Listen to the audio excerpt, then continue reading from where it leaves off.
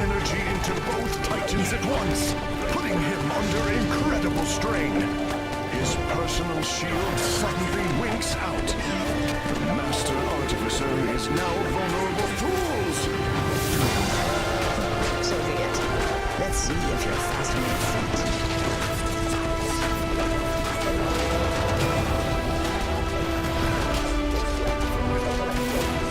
Too bad I can't corrupt you as I did the Archons. Very well. I will deal with you myself.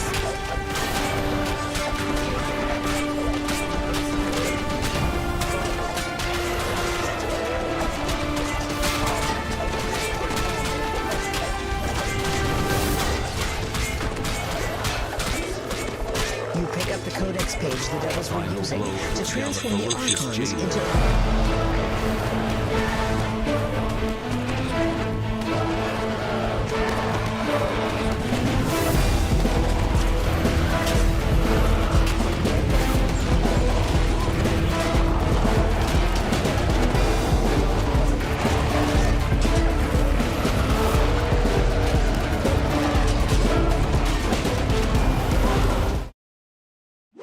Hi everyone, Aldbar here, and welcome to my live stream.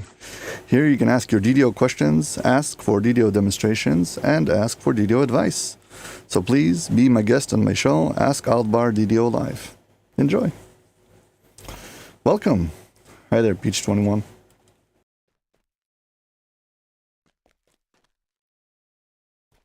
Okay. Right now, my current goal, ultimately, is this character I'm playing right now is on the Thalana server, and I use it to do raids with Axel. So I need to get it up to level cap, and I need to flag for all raids. Flagging is, there's some raids in this game where there's prerequisite quests you have to do first. So you have to first complete a chain of quests, 1 or 2, or sometimes even, I don't know, 5 or maybe 10 quests before you can, and you'll have access to that specific raid. So I need to make sure this character is flagged. So I've got myself a list over here, and I've been going through it and checking off everything to make sure I'm flagged for all the different raids.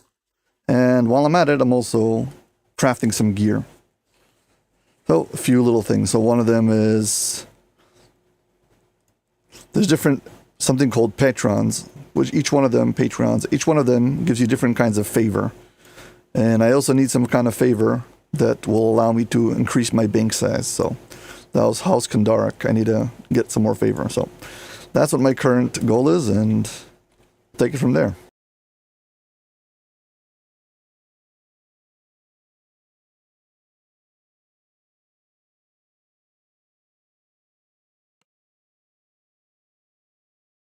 So how y'all doing today? Hope you're doing well. If you got any DDO questions, feel free to ask. Do my best to answer.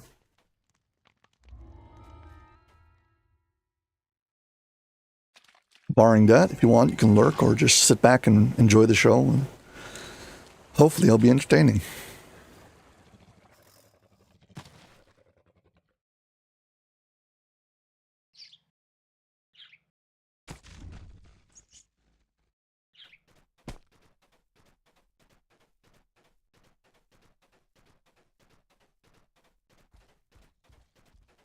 I've got to get to the far side of this wilderness map. Wilderness is like an open area. A lot of MMOs have this thing where you can, like, you know, they say go kill 10 rats, kill 5 of these, 10 of those. So this DDO doesn't have a lot of that. DDO is very much instant-based quests. It's like you go into a specific quest and you do something, and they do have occasionally these open areas where they have these simple objectives of just find a few rares or find some locations or kill a certain amount of monsters. Hi there, average painter. Well, enjoy lurking. Oddly enough, there's not many DDO YouTubers who stream on YouTube. But I'm streaming on YouTube and on Twitch, because why not?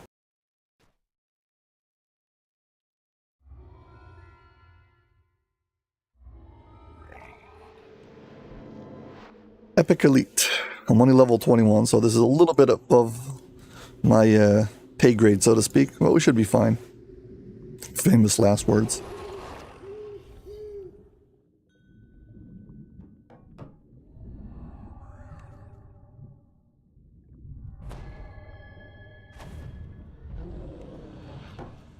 A Sahagan priest tends a glowing portal here.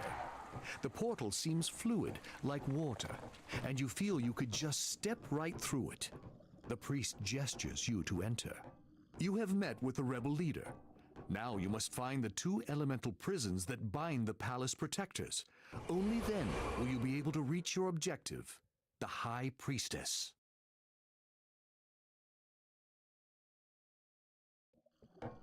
In Dungeons and Dragons, there's a whole bunch of combat rules for underwater combat. There's different restrictions and different abilities and whatever, a whole bunch of stuff.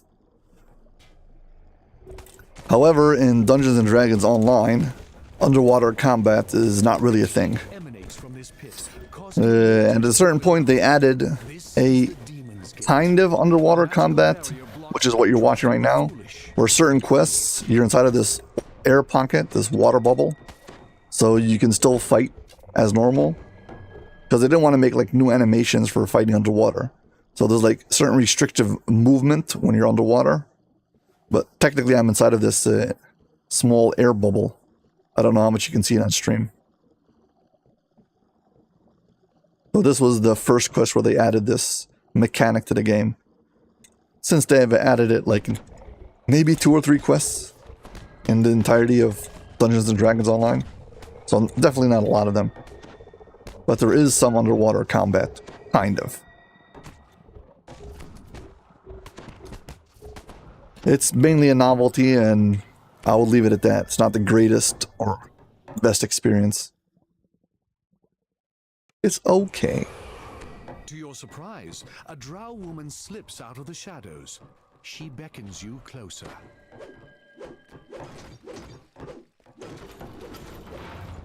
In DDO, there's something called breakables. Basically, if you smash things, if you smash a certain amount in each quest has a different amount, but if you you get past a certain minimum requirement, you'll get some extra XP bonus, extra experience. Basically, if you smash everything, you'll get a little bit more experience. They're encouraging you to, you know, check around and interact with things.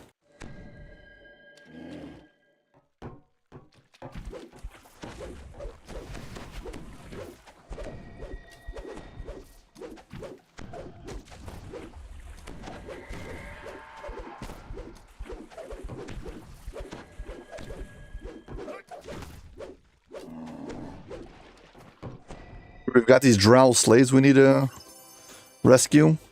They're bound inside of these barriers, and we have these priests we need to kill. Once we kill them, they'll be released.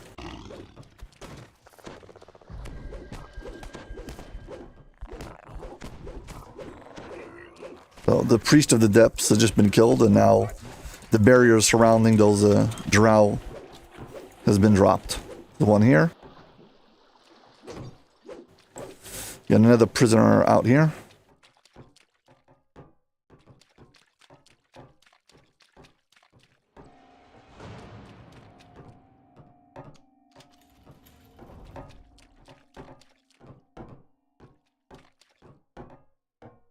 Yeah, it makes no sense. I mean, that's typical MMO logic for you. You're being nice to somebody by saving them and ruining everything in their house at the same time. But the truth is, a lot of times they try to make smashing things as actually, to make sense. It's like you're trying to fight somebody, you're going up against Vaunt, and you ruin everything in his place, and you get extra experience for destroying everything. But you have other quests like protect some kind of tavern. We're supposed to protect the guy from dying, him and his brother, Statler Brothers, whatever they're called. It's a very low-level quest, and you can go and ransack their entire tavern and get extra experience for it. So yeah, that's MMO logic for you.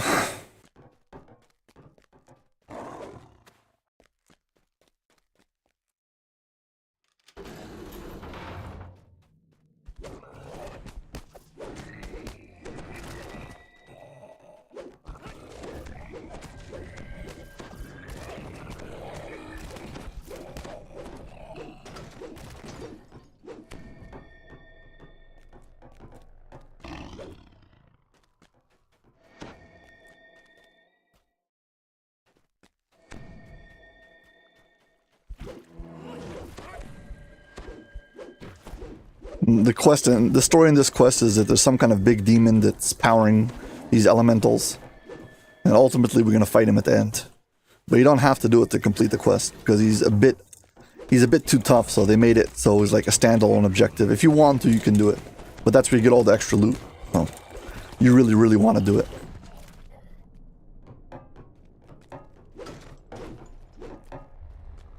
And to be honest, it's actually rather a tough fight.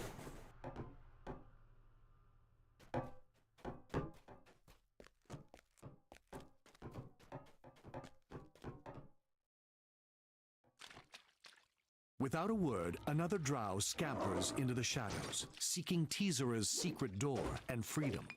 Most of the drow are either dead or on their way now.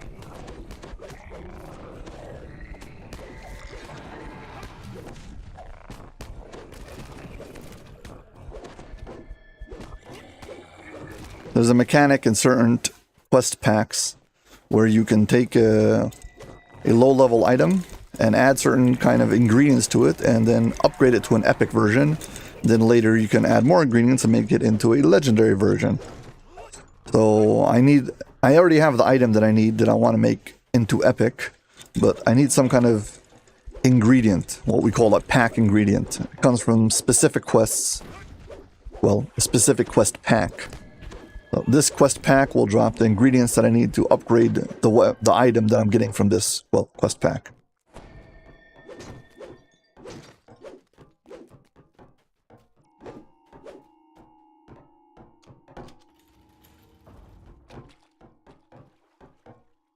Sometimes you have secret doors that you need to search for, but some of them are available. Hey there, Ninja. Ninja Latte. Yeah, some of the what's it called? Some of the secret doors you can just find with you have something. If you have something called True Seeing. True Seeing basically says that if you have a certain threshold, you can find automatically the secret doors. So some of the secret doors are very easy to find. The game basically wants you to find them no matter what. And some of them are extra hard. And unless you have specific skills that allow you to search and spot, will be very hard. Search will give you the indication that there is something hidden. Spot will give you the indication that there is something hidden. And search will allow you to search and find it. You could have something where you know there's a secret door there, and if you've got a high enough search skill, you could actually find it. But without the spot, there's no natural way for you to know that there's something hidden there. You just walk by it and not know. So veteran players a lot of times don't take spot because they already know where every secret door in the game is, and they just walk by it and they're like, oh, I know to search here, and then they'll just find it. So they'll just invest in search and skip on spot. That only works if you already know everything in the game.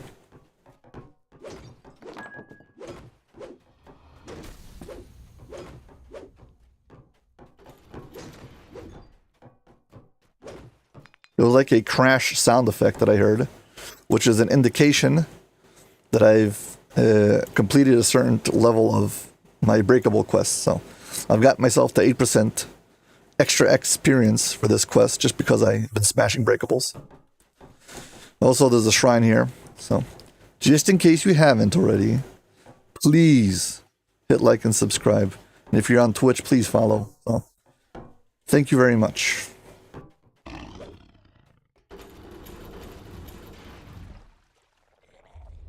As you move through the room, the water around you begins to bubble. The prison has more guards for you to deal with.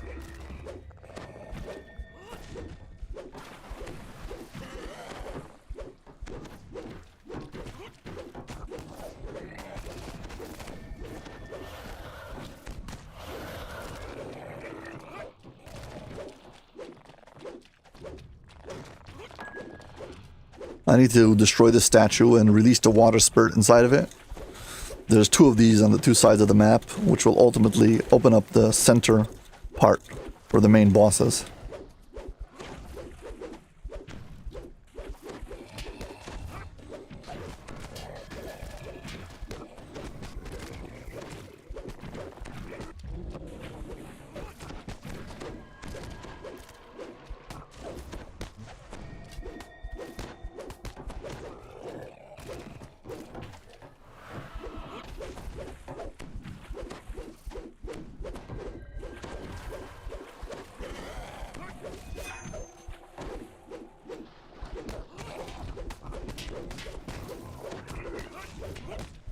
Okay, I released one of the water spirits. Go to the other side now.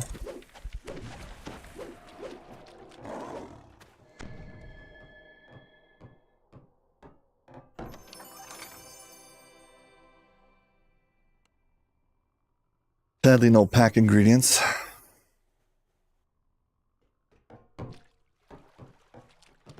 Could use the shrine, don't need to. Use the next one.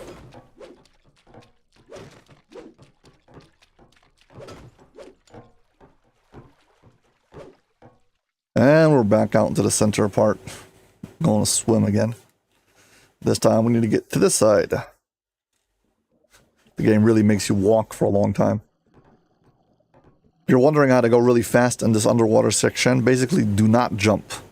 You gain momentum while you're touching the floor, but as soon as you leave the floor, you start the water slows you down because you can't really swim. You can either run by touching the floor. It's kind of like going underneath the pool. You can't run when you're not touching the floor, so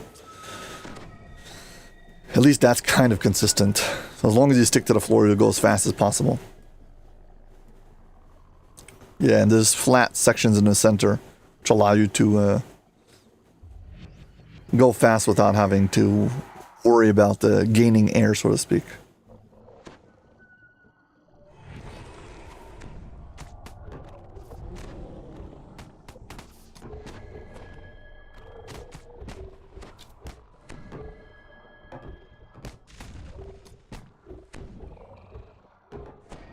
This quest has a lot of these small side objectives. One of them being killing a lot of these groups of patrols. But I'm not into that. Across the room, a Sahagan mage appears to be using magic to force a group of scrags into some kind of mining operation. A group of guards watched nervously. Yeah, in DDO there's trolls and then there's scrags. Scrags are water trolls. And supposedly trolls are only immune to fire and acid. And when it comes to regular D&D PNP or pen and paper. So yeah, Dungeons and Dragons pen and paper, you have to have an acid or fire weapon if you want to defeat trolls. But in DDO they've just made it so they're vulnerable. They take extra damage from fire and acid. But other than that, they do have some kind of fast healing if you don't have fire and acid. But you can damage them with any kind of damage you have. Well, at least that.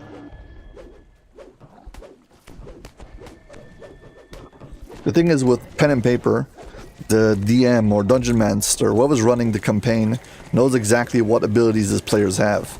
Well, you're making a game for the masses. Every player's got something else, and you can't make a game where it's like, oh, you can't get past this quest without some kind of minimum requirement. So if you're a cold caster, nope, you're not going to finish this quest. They tried to do that, but it's not very fun, so thankfully.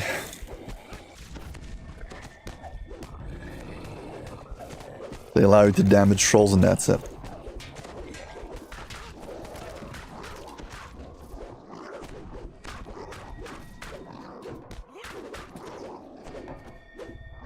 On difficulties higher than normal, the game adds a chance of getting champions. Basically, certain characters will be tagged as champions, and these champions have like specific unique abilities to make them tougher, stronger. Either their offense or their defense. And you can also get rewarded with extra bonus chests.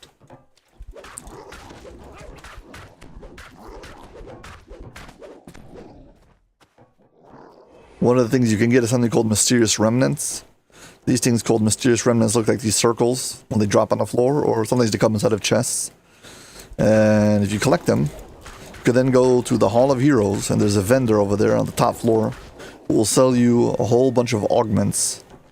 Augments are these little things you can add to your weapons or your items to make them more powerful.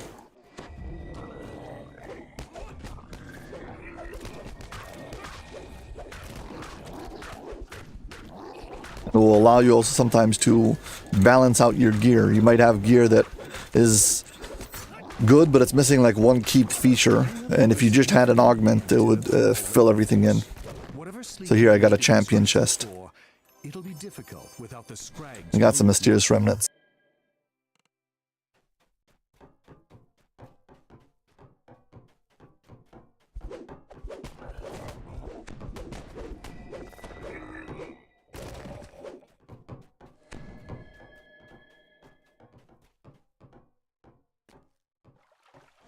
Well, I think what the sound effects you get from attacking is part of the combat loop and what makes the combat so satisfying. So if they've nailed the sound effects on a specific enemy, that's very good. That's a very good job. I tend to find that a lot of times the combat is not engaging, especially because it's very repetitive, and having a good sound effect and making it sound satisfying is very important. So I don't think that's weird at all.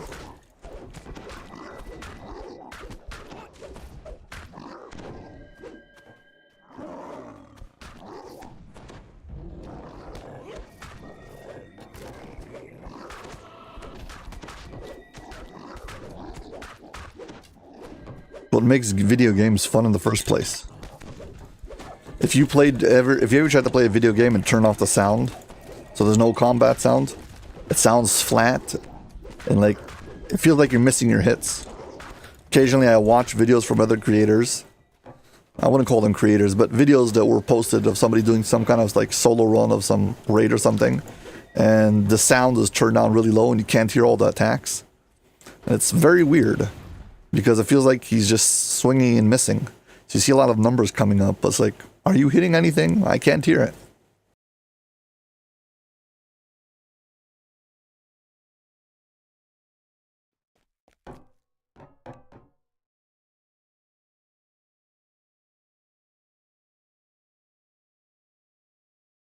Yeah. I like the narration, but narration is not that good for streaming. It's a little bit problematic because in the middle of talking, the narration goes off and now we're talking over each other. But yeah, without narration, the game, if I have to just keep on reading text dialogues, I just skip. I can't be bothered. This game, right in this room, there's a troll. No, it's actually not in this room. There's a troll who's got a texture wrapping all messed up. We'll get to it later. It's not this room, it's the one after this.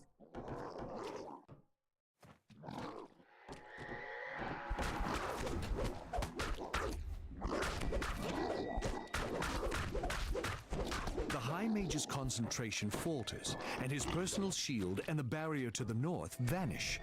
You can take the fight to him personally now. And so we shall.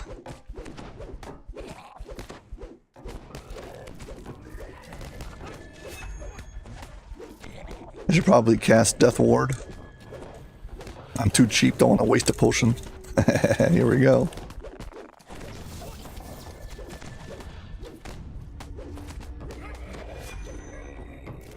I was planning on resting right after this anyway.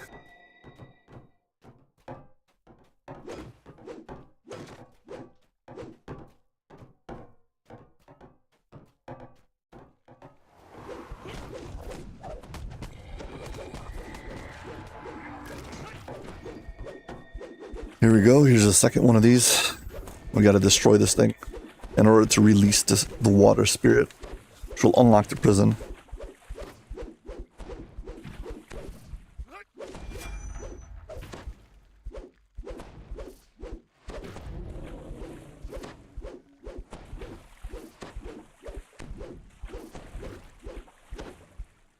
An audible tremor shakes the ground.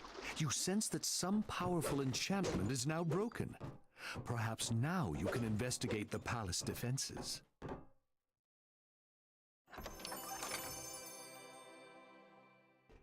These piles of gold, you can interact with them, collect a few pieces of gold. It's really not that much money, so I usually just skip them. They look exciting, but they're definitely not that lucrative. Yeah, when you rest in Dungeons and Dragons, when you rest, every day you have a certain amount of spells or abilities, and they get reset per day. So hitting a rest shrine in DDO is basically the equivalent of resting for a day. So, like, I would get my action boost back, I would get my spell points back. This all happened after, spending a day. And that's what this rest shrine does. So I got rid of my negative levels also.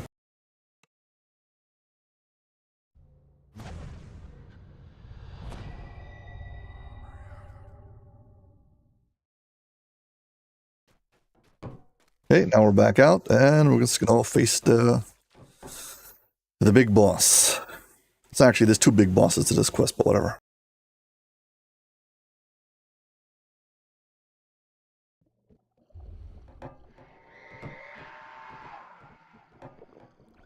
Take the Death Ward portion now before I forget.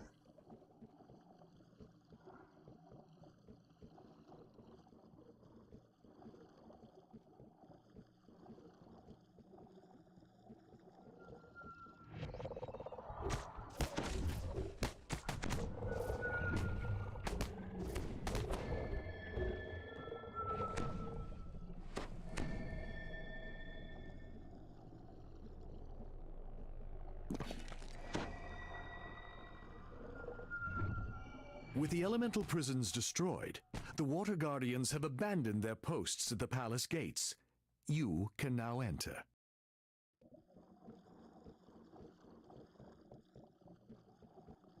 Okay, here we go. You have breached the palace. It appears that the rebels have already established a foothold. A gray-skinned Sahagan captain beckons you closer.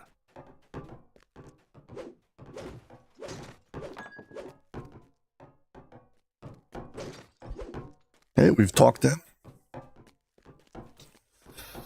Way should be open.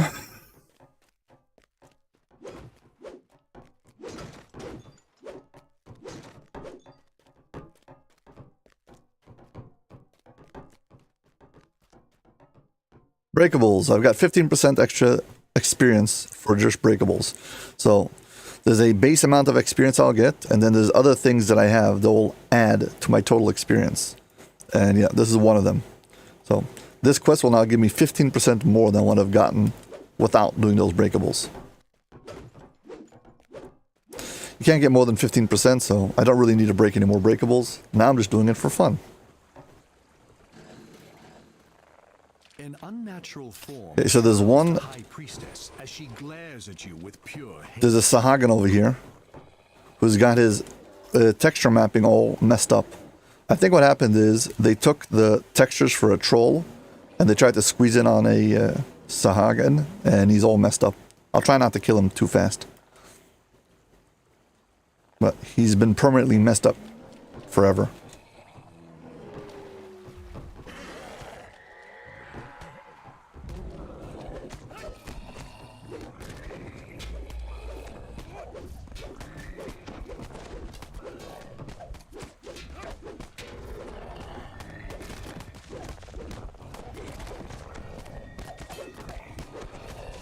Yeah, my hirelings are level 14 and level 15. They're not supposed to be in a level, in a legendary, sorry, in an epic quest on Epic Elite.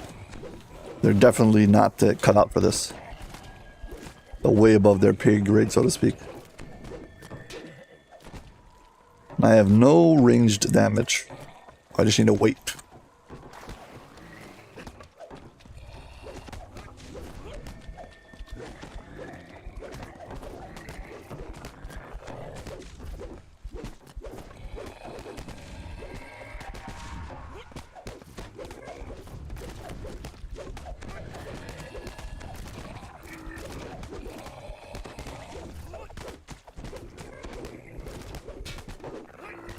Here comes that one messed up Saraga.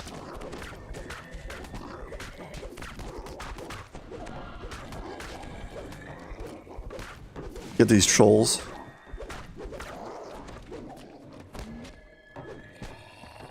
Check out this guy. It's like his texture wrapping was like backwards or something. I don't know what's wrong with him. He's so bizarre.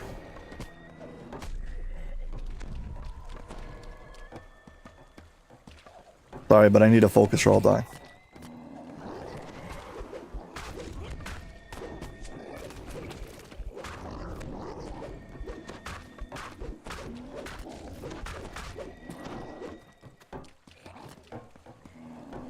We shall deal with you ourselves! Roars the priestess.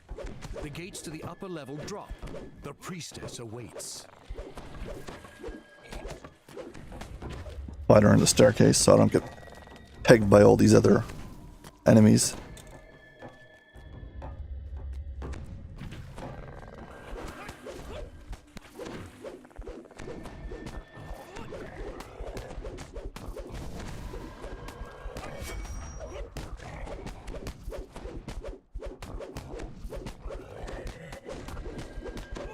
The High Priestess's body lies spent. The demon And the within quest is roars complete. with frustration. Its host on this plane now lost.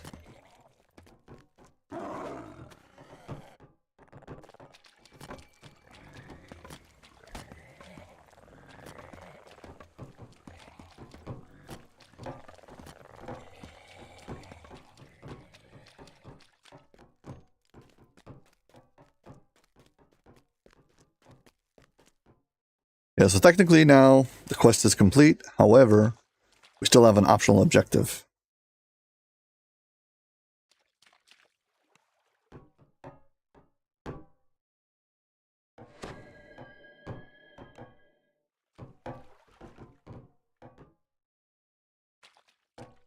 Yeah, so this guy tells us that we can go fight the demon who's been used by this high priestess.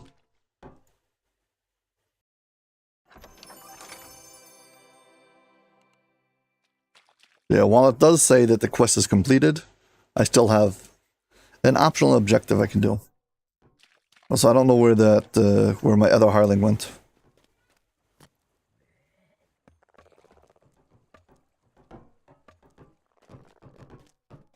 Must have lost her somewhere. Oh well, who cares? We'll be fine. Famous last word.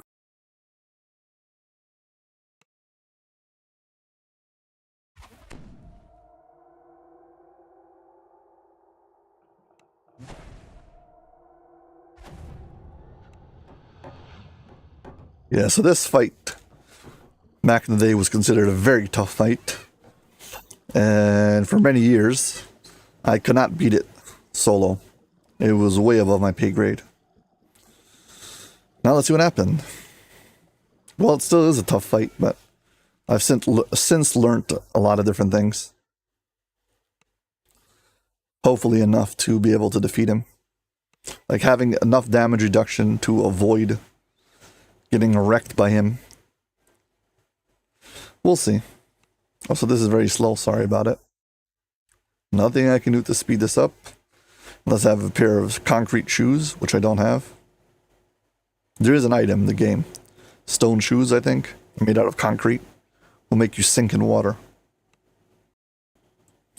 I do not have them on this character.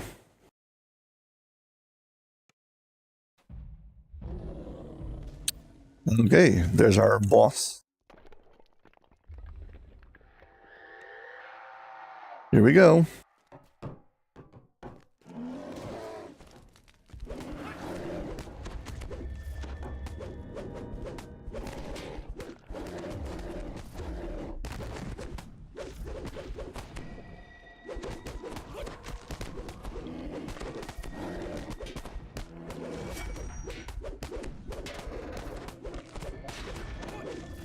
As the demon rages, the walls begin to crack and rifts begin to form. The roars of other evil creatures can now be heard. You must close the portals. The demon has been banished from Eberron. For now. Not bad. Pretty fast, pretty smooth. We need to do this for the epic chest because this guy shows up. And we get some extra chests. And all the named loot drops from this chest. From these chests. Quarterstaff. Not going to use it on this character. Also, if you're not fast enough, these portals open up and you get fire reavers. So, a hard fight becomes nearly impossible. Because if you're struggling at that point, probably not going to finish it. There we go. 12 glowing fen mushrooms. This is what we needed. Now we've got it.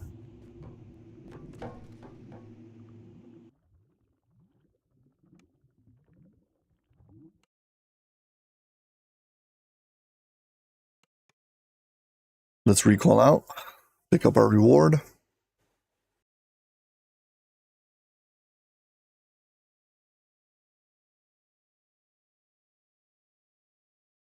From atop this overlook, the Sahagins' underwater base is clearly visible in the inlet below.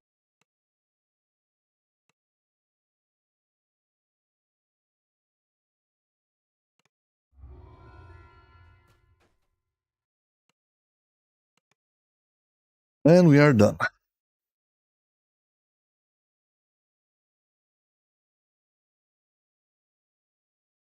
Before I move on to the next thing, anyone got any specific request that I might be able to fulfill? Something you want me to explain while my character is not committed to some kind of a quest?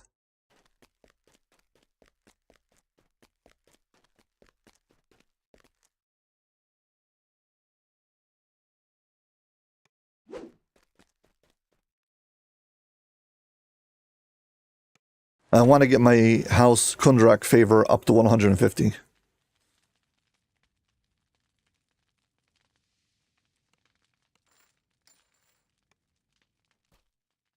And for that, I'm going to run some house Kundrak favor. Let's do that.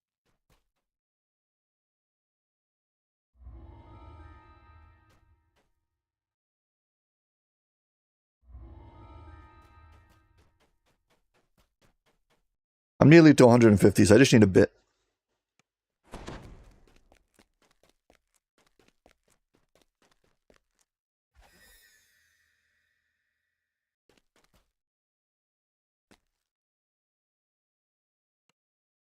I am way over level, so I'm not going to get any experience for it, but still. I will get the favor, and that's the important part. The stonework in this room is cracked and frosted over from the chilling influence of the ice methods.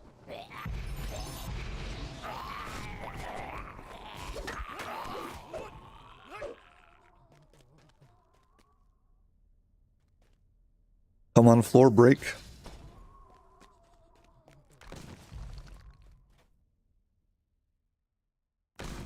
You are struck by the familiar aromas of pungent mushrooms and even more pungent. The first time I was playing DDO when I met a troll was in this quest. And my damage per second, my DPS was so low I couldn't kill it. And I had to backtrack out, and that was it. I was like, too bad. Because they were just healing all my damage. Past all my damage. I didn't have any fire or acid to damage them.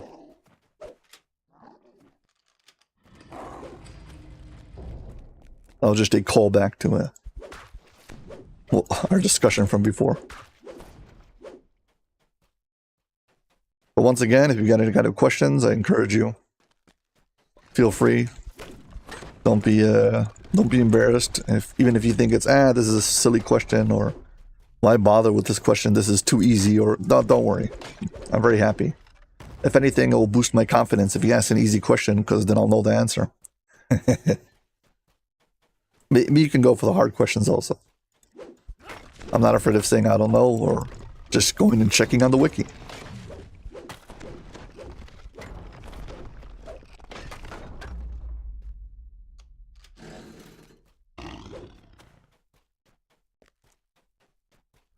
The stink of this underground storehouse is indescribable.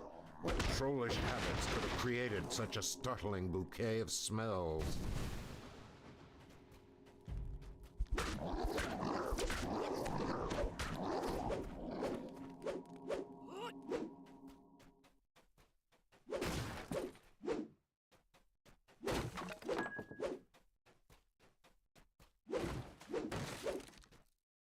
It's very hard to say a general rule when it comes to TRing what's the best way to start. I would say that because of the experience gain, there is definitely a benefit for doing it like that. But I don't know if I would say definitively that that's definitely better. All the trolls have been slain. Unless if you have a specific tendency towards one of them, so you should do that. Because again, as you just said already, fun is the most important.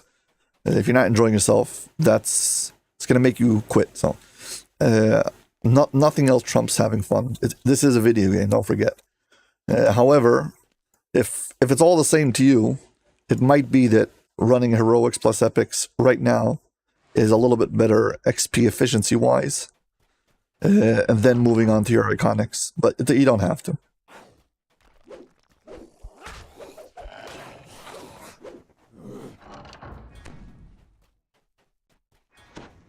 Let's put it like this: the vast majority of the TRs you're going to be doing, if you're going to max out a character, the vast majority of them will all be done at the full experience requirement, which is 3.8 million.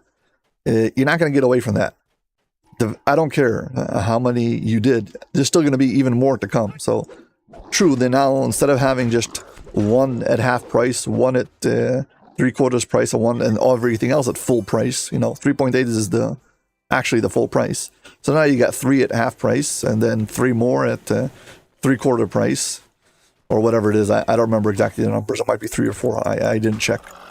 Then everything else, which is like 50 or 60 or however many past lives you're going to go for, heroic, if you're going to go for the completionists and everything, all of those will be done at full price. So in the vast scheme of things, it's really not that significant.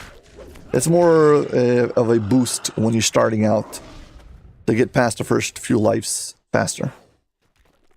I think really what it is, when you start off the game and you have no clue what you're doing, you make a lot of mistakes, and those first past lives might be kind of miserable. So this is a way to get past your first few lives, and once you get the hang of things, you'll be better off. Yeah, so that's my take on it.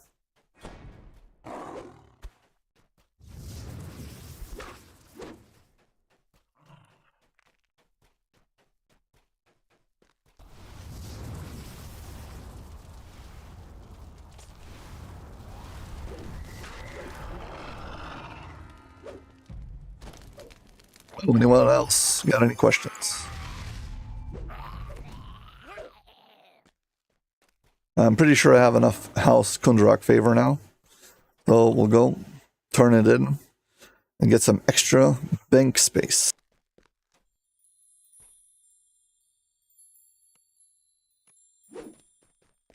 I just confirmed by checking my in-game mail that yes, I've got enough favor. We'll turn in these quests and then we'll go to the House Kundrak Patreon and claim the favor reward. They'll go increase our bank space.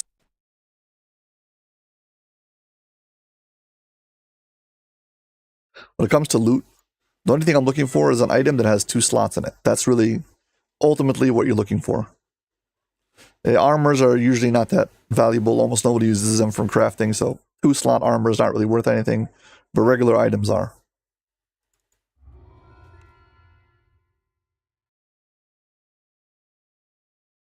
This bow has 1 slot. Not that great. I'm gonna sell it as junk anyway, so not gonna bother with it.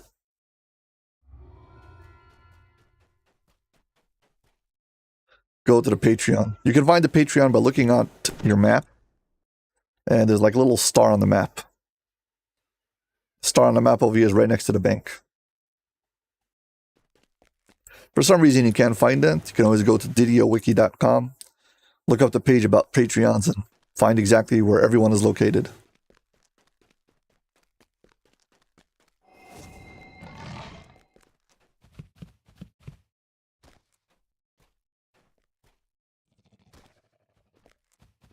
So here's House Kundrak Patreon. Telling me that upgrading my bank cost me 80,000 gold, which is 8,000 platinum, which is nothing in today's currency. That's inflation for you. So yeah, upgrade the bank, 8,000 platinum.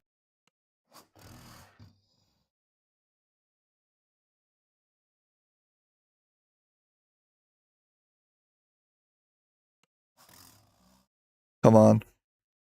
Okay, it went from 60 to 80 slots. Okay. Objective completed. Now our second objective. I wanted to craft an item.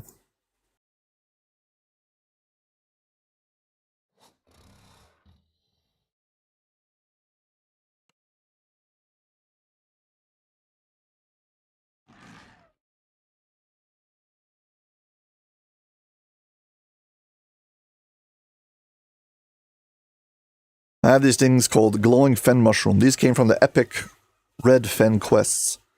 And I need at least 50 in order to upgrade an item. You need 50 to upgrade the heroic to epic, and then you need 100 to upgrade from epic to legendary. However, you'll also need something called star fragments. You'll need 5 of them. Those are harder to come by. But all I need is the epic right now, and I need my item. And based on my research, it's going to be Gloves of the Claw. I'm looking to make a level 20 item set, because I want to do a bunch of epic TRs, and I want to have a set of items that I can put on at level 20 that will last me till level 30. I don't have to keep on changing items. So 20, I put on these items, go all the way to 30, epic TR, put the items back on, and go again. So that's my goal right now.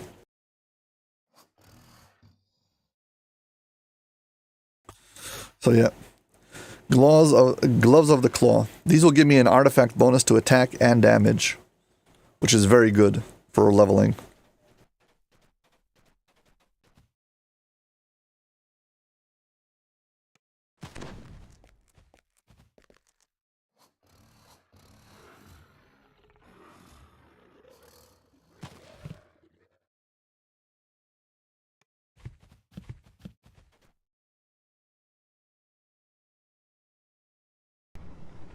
Rapid shot. I think I actually have a video testing that. 1 second.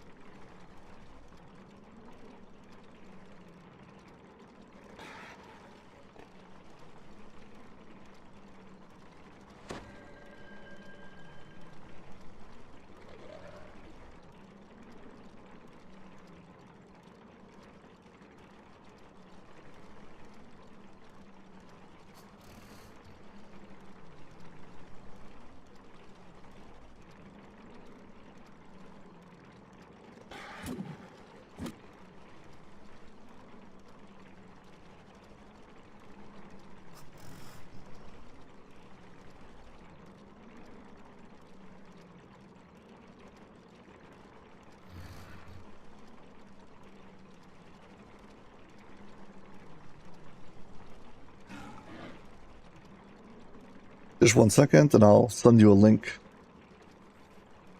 Where are you watching, on Twitch or on YouTube? I already missed where you were watching it.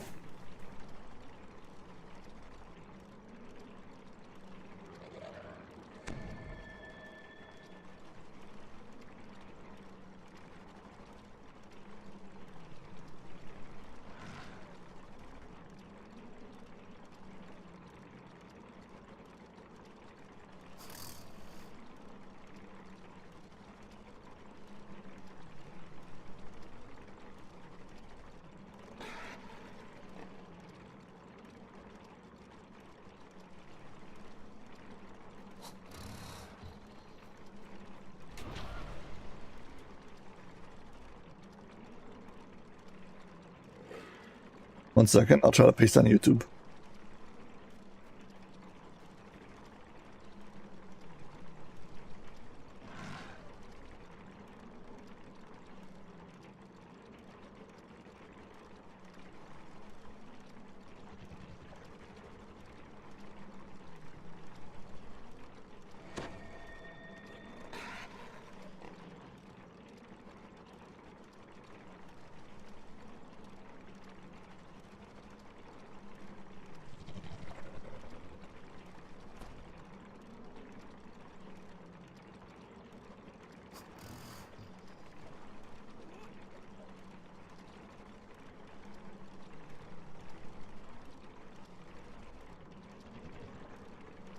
I don't know how to access my Twitch, my YouTube chat right now. Sorry.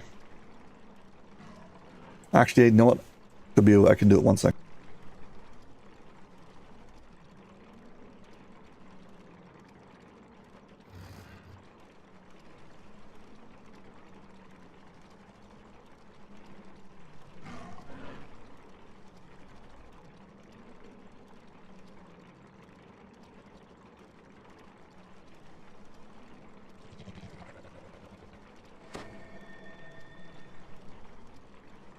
Just a moment. I should be able to do this more consistently, so now that it's useful, I'll try to, just for future reference, I can do it.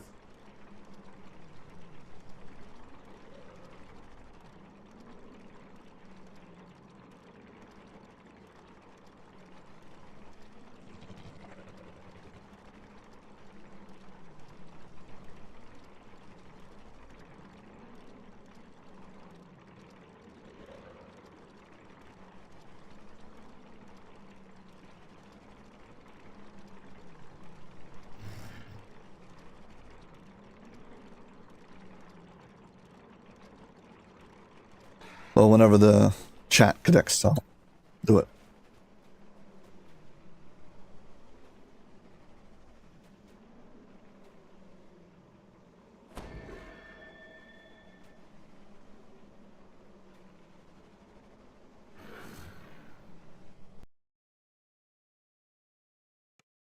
Yeah, sorry about that. I don't know why it's I don't have access to my YouTube chat for some reason.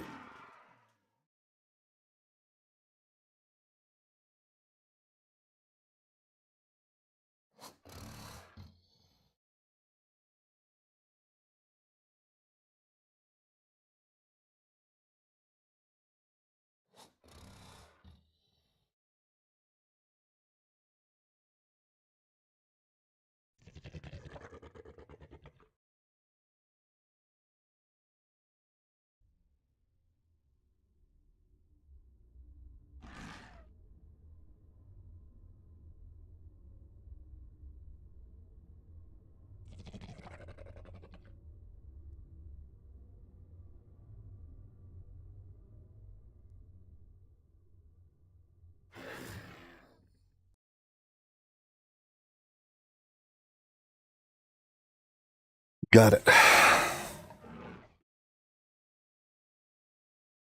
Okay, finally. I had to get it somehow to refresh, whatever. But there you go. That's my test video of it. So I don't have any better conclusive evidence than what you have in that little short video.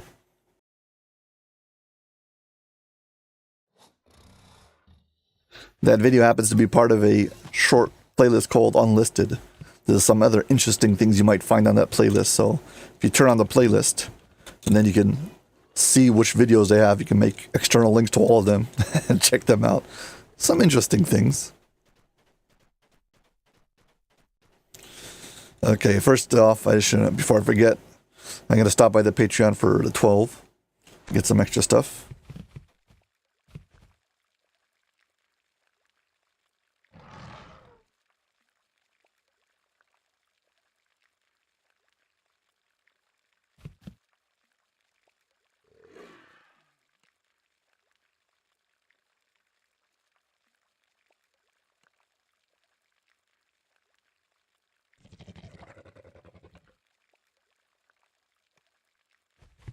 Oh, got more collectible bags that I don't need.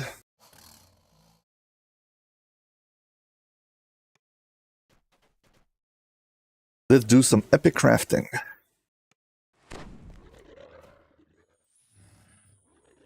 Yeah, in the 12, this character over here replaced the previous NPC, who apparently fell off into the lava and died. That's basically the story behind it. But we need the Altar of Epic Rituals.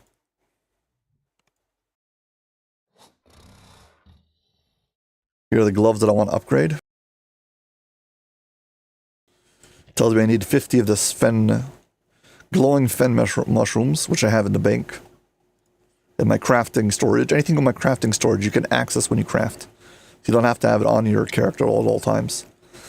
And make epic. It's going to destroy the heroic item with anything on it and create a new epic item.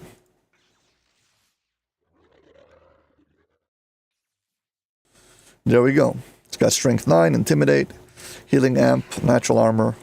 This is the new item.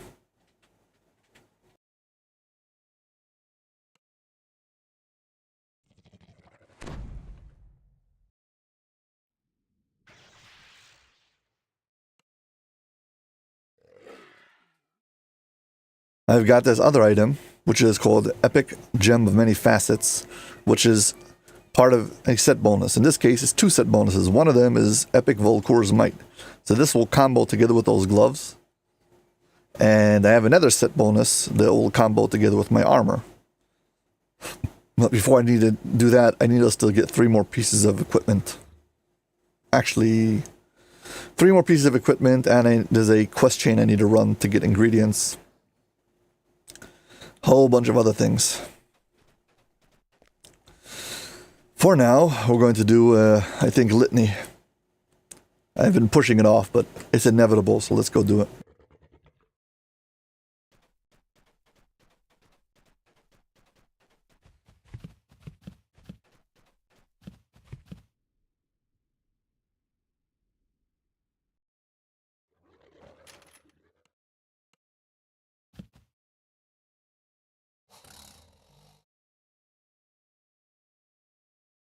Yeah, thanks.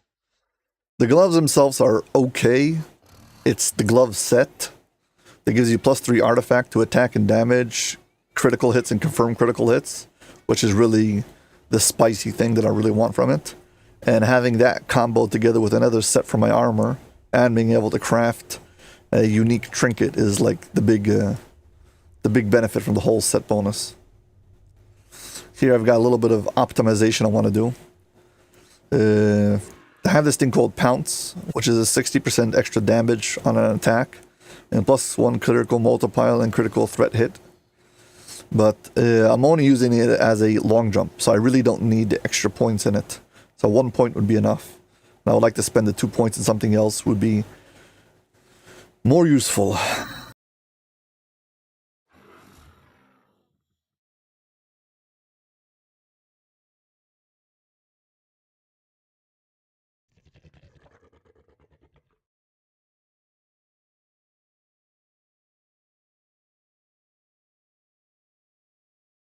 Well, this might be a good investment. I'm still not sure what I'll spend it on. Might take a favorite enemy. These are all kind of meh. I don't really need any of these. So it's either another attack. I can't afford that auction boost. I really want to spend it on these two, but it doesn't really work like that.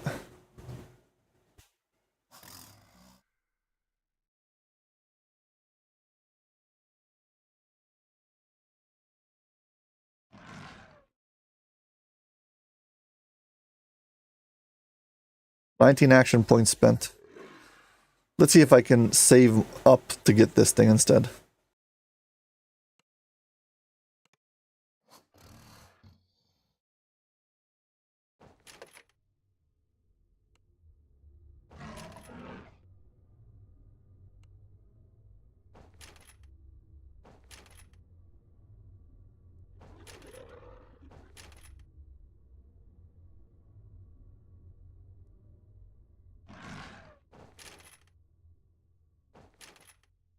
Okay, this is the minimum I need to spend. So now I need to spend 2 more points. No, I need to spend 3 more points before I can buy this. This is 15 points spent in the tree. I've spent 12 so far. So 3 more points need to be spent before I can take this. I can add Constitution to my raging. So when I rage, which is basically all the time, I'll have extra Constitution, which is really good. Hey there. Thanks, Bob. Thanks for lurking and being part of the show. I appreciate it. It supports a lot. Thanks. Yeah, you can take Howl, which is a action boost. It gives you +2 to attack. Pretty cool. This is... Let's try Howl and see how it works.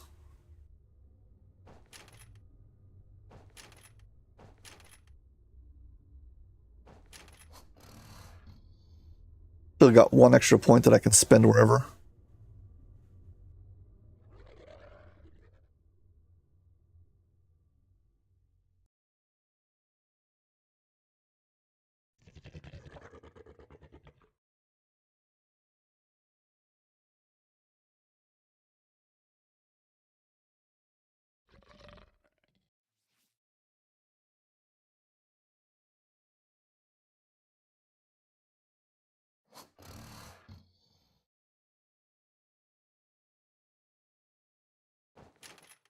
Put the point back in here just to see how it works. Fine.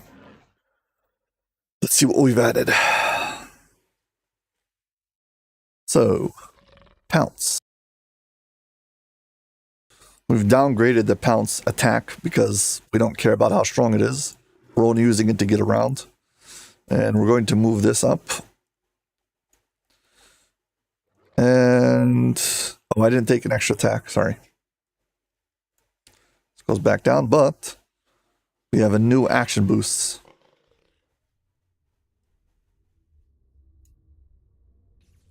And we shall see how it works. Does it actually combo with regular action boosts? Let's see. Can I activate this? Yes, you can activate 2 of them at the same time. Nice. It's got its own cooldown and has no charges. Very good.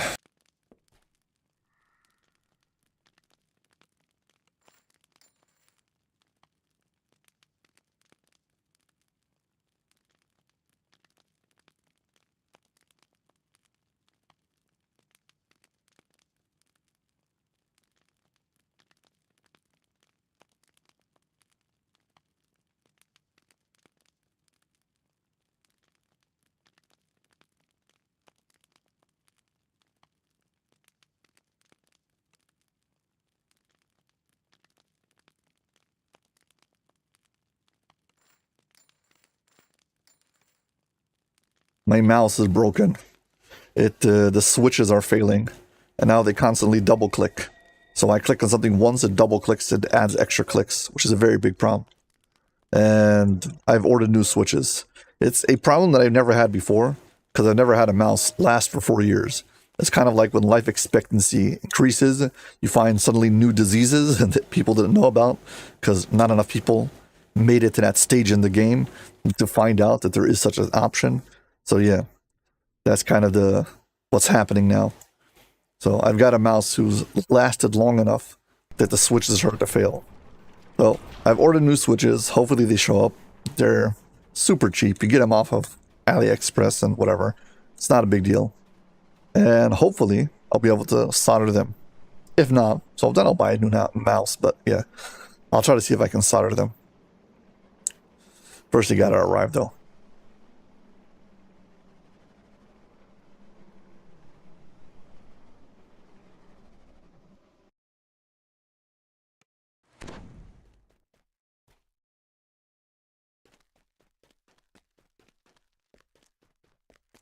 Yeah, something like that. It's kind of like the spring behind the mouse button doesn't push it up fast enough, and then it stays down and it double clicks. It's very weird.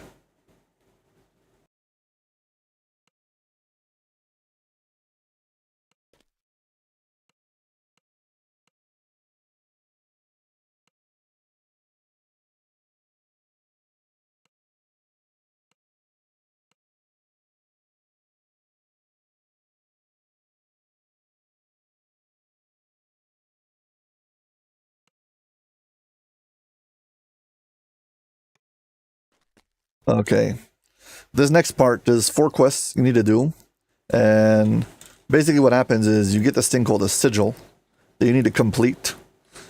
You need 8 little pieces, and once you got a complete sigil, you talk to the guy in the center, and he will give you a completed sigil, and once you've done that, you no longer have to run these 4 quests to flag. However, you still need to talk to this guy in the center. He'll send you into a quest called Litany of the Dead, and you have to destroy all 4 bosses and destroy their crystals. So here we go.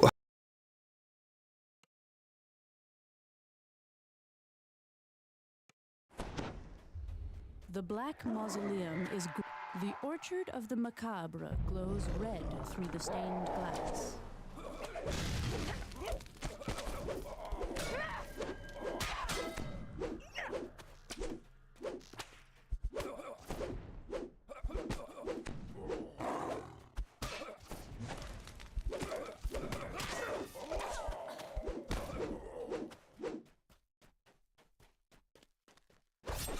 The walls feel as if they could close in and crush you at any moment.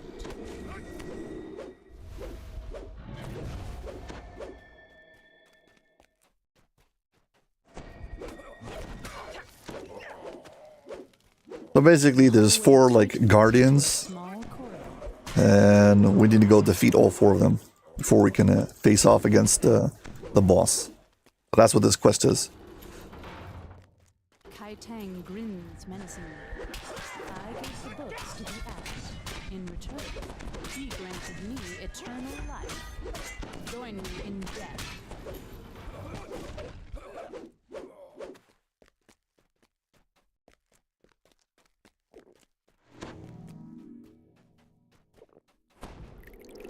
The treasures of the Lich glitter at the end of the hall.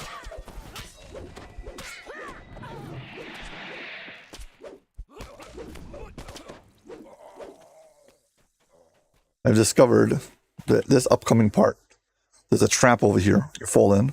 And I found out that if you don't kill any enemies, you'll actually get overall more experience than if you kill all the enemies.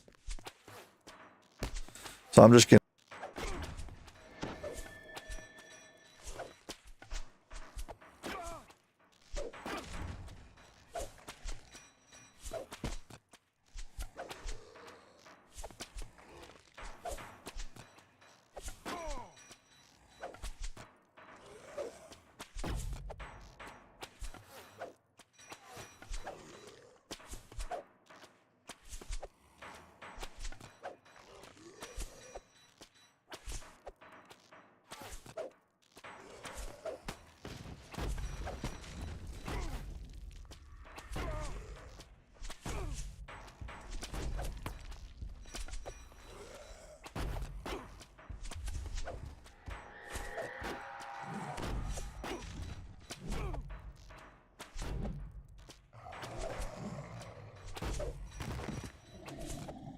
The right signal crystal begins to glow green.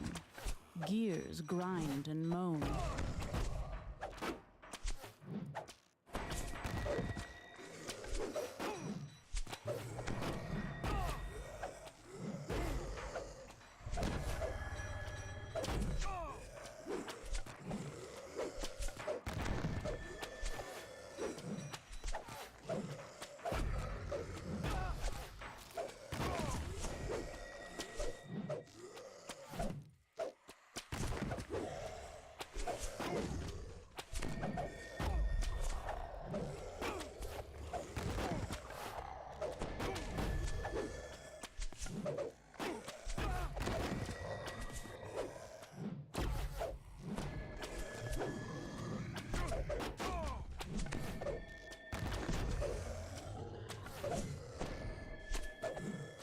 The center signal crystal begins to glow green. The mausoleum shudders as the grinding grows louder. Hello, hello, hello. It's back and working now. I see. If I'm holding down my if I'm holding down the shift key or the block key, it won't work. So sorry about that.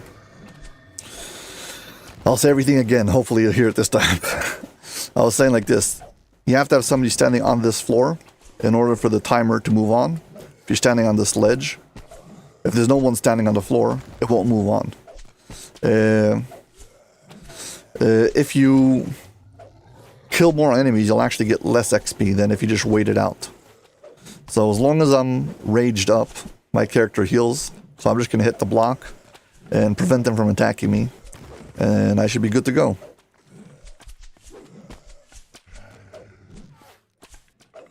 Also, sorry about that.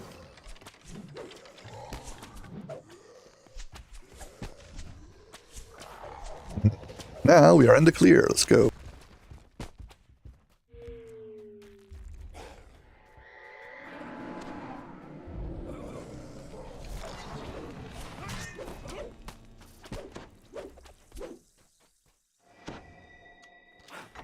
The only way forward is death.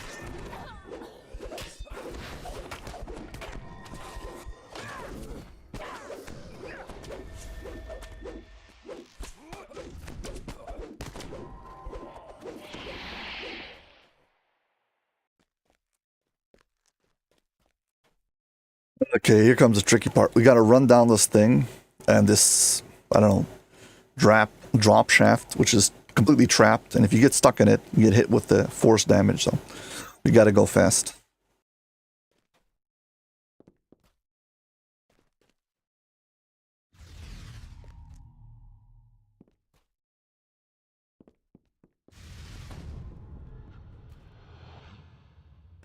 The air grows cold and thick as you descend deep into the black mausoleum. For a long time, the advice was to take off your feather falling item so you'd fall faster, but now you can hit shift or block and you'll fall even faster. And I can't do that while I'm streaming because if I hit shift while I'm trying to talk, you won't hear me. And now we wait. Now there's a big black dragon who's going to approach us, and he's the guardian, and he's going to give us a puzzle. Now, the four guardians, they have four different, what's it called? Tendencies, I guess. There's lawful and chaotic. There's evil and good. So we've got a lawful good, lawful chaotic. And then we've got a, there's lawful good and lawful evil. Then there's chaotic good and chaotic evil. Fine. So he's going to give me a riddle, and it'll be 15 questions. The first 5 questions will be good or evil. And then the second will be lawful or chaotic, and then the last 5 will be all 4 at the same time. And as long as I'm consistent and I pick one path, I will succeed at passing this test, and it'll let me through. But if I'm inconsistent and I give him different answers, if I give him one answer lawful, then the other one is chaotic, or one of them is good and then the other one's evil, so then that's how I fail the test. So we're going to go for lawful evil. So all my answers are going to be lawful evil. Let's go. And based on the way you answer, we'll determine which boss you're going to face.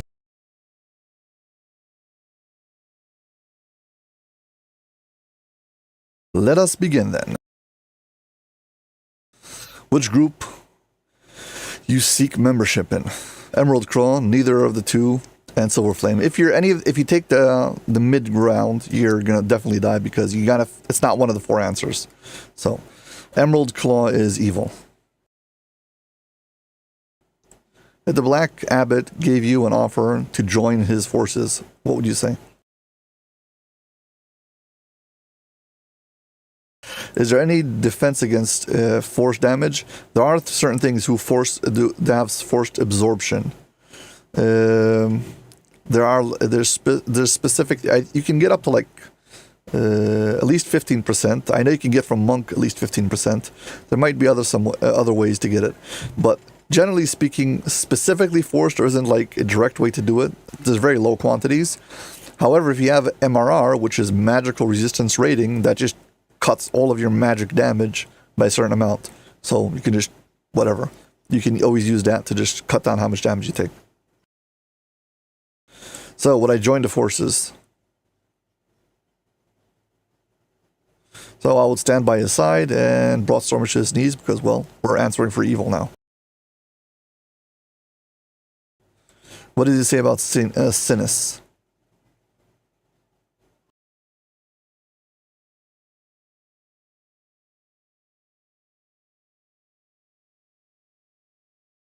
Let him destroy what he wants.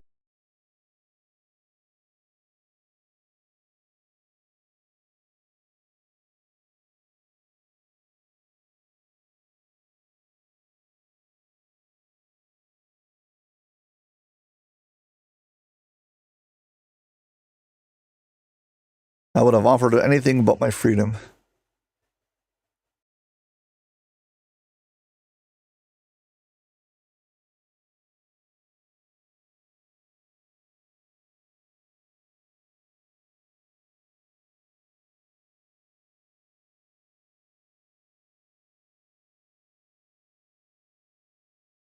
If I found something evil, would I do it? Deliver it to Vol and claim reward.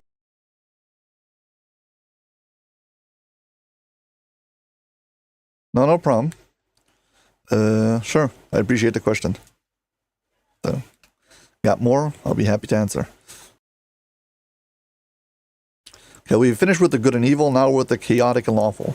So now we're going to go with all lawful answers.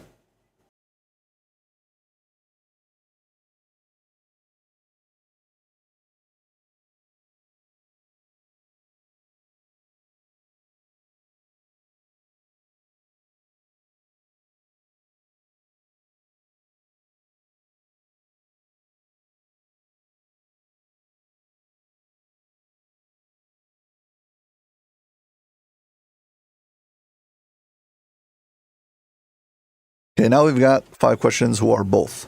So we need lawful evil. So Crusader is going to be the lawful good, Rebel is going to be the chaotic good, Destroyer is going to be chaotic evil, and Dominator is lawful evil.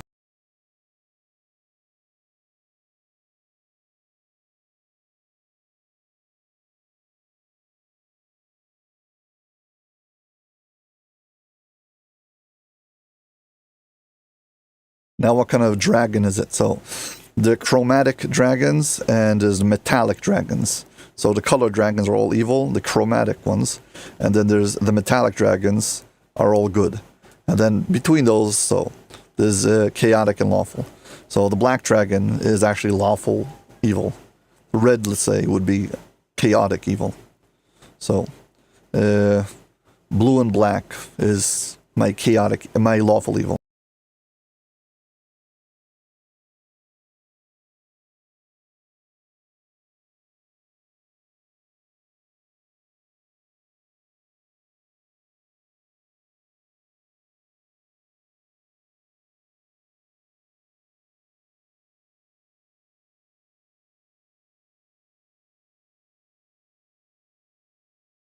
Now I've got to tell him who I'm looking for, the High Priest of all.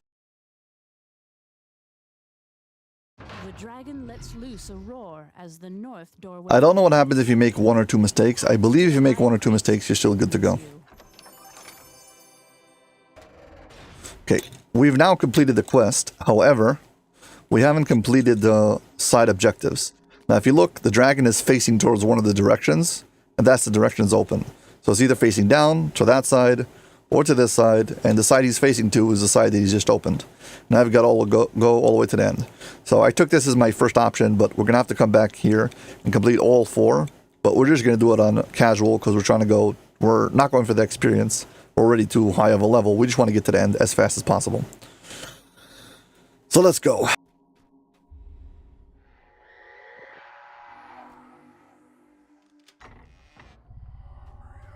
Chanting echoes through the halls.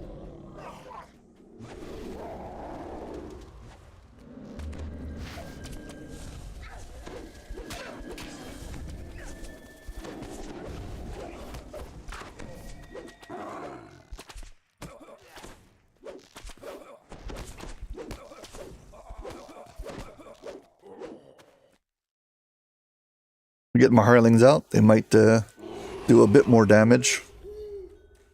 Might as well have them.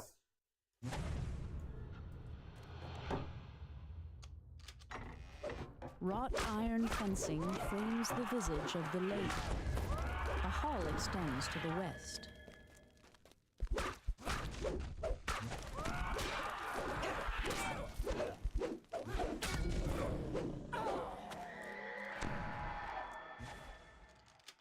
Place is filled with vampires.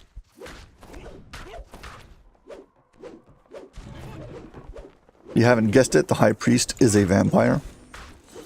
Now we need to go destroy him.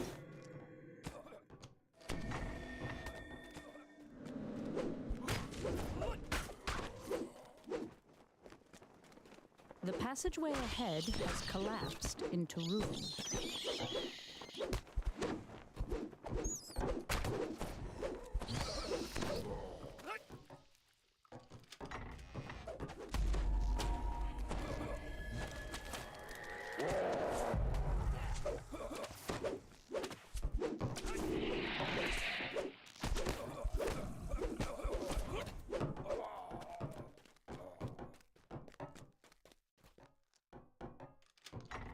I made a solo walkthrough and guide for this particular section, and it was so long that I had to cut it into 2 videos. But I went down every passageway and showed every optional. And the most painful part about the whole thing is I had to first do it once and open up the entire map so you could see where every... So when I showed up the map, even for the first run I could show where to go. And also I had, from the beginning, I had all 4 optional trinkets, something that I'll show off later. And I had to pre-complete the map first before I could even start recording. So the amount of time that I had to complete it was crazy.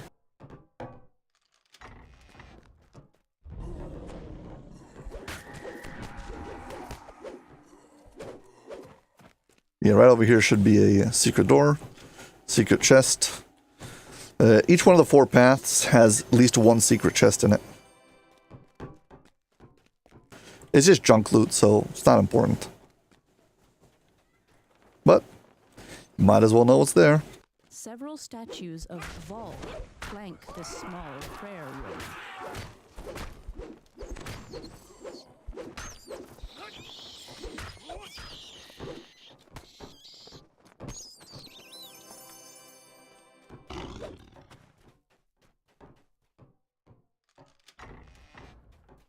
Yeah. Basically, we start off and we go around in a circle, come back to right next to where we were at the beginning, go past it to the other direction, come back with 2 crests to put in 2 sockets, and then go through the door and fight the boss.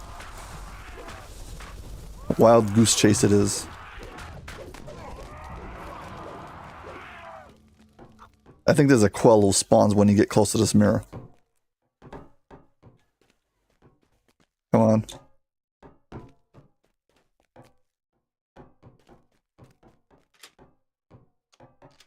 I guess not.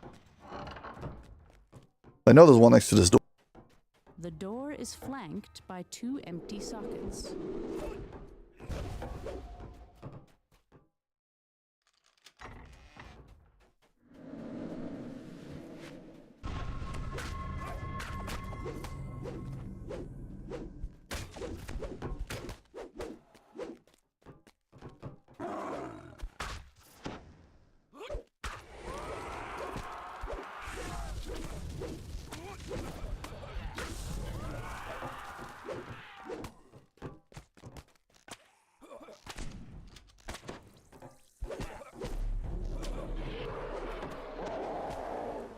Yeah, well, take care.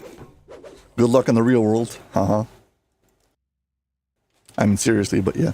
The statue of Vol dominates this Spartan ring.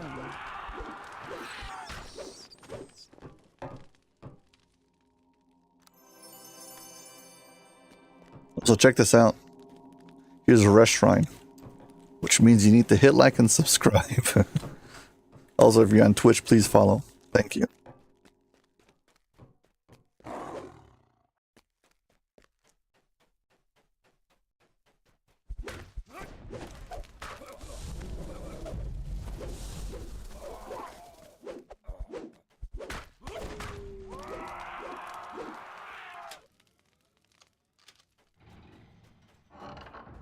A fortified entryway guards this training ground.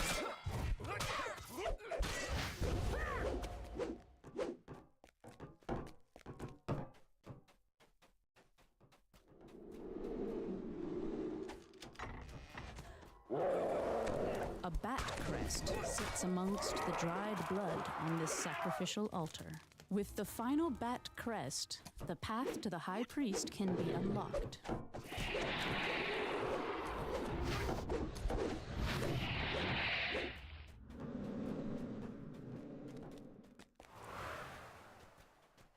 And now we backtrack.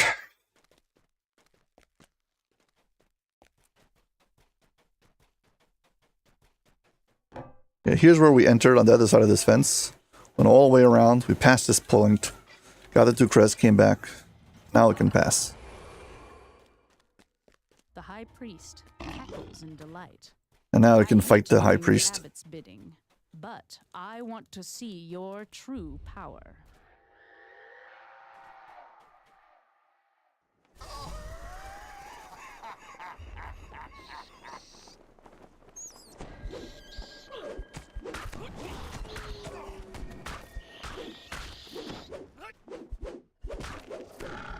All vampire bosses have this ability where they disappear and summon a bunch of wolves instead. A pack of wolves.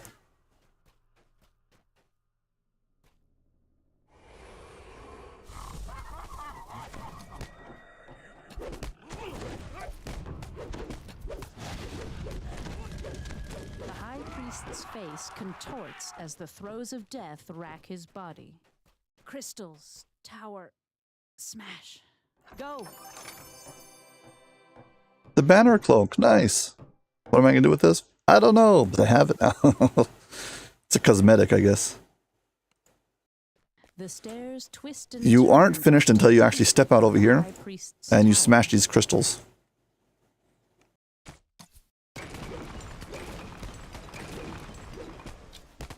Vol's visage flashes before you. The high priest is freed. Okay, we've completed one. 3 more to go. Now I think I'm going to just do the rest on the rest of them on casual. I won't get experience, but I don't care. But the whole thing will be much faster, at least the end part, because attacking things will just go way faster.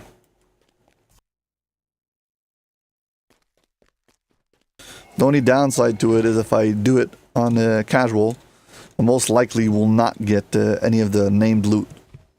But I don't really need the named loot, so who cares? Here we go again. Sorry, I stepped in on elite.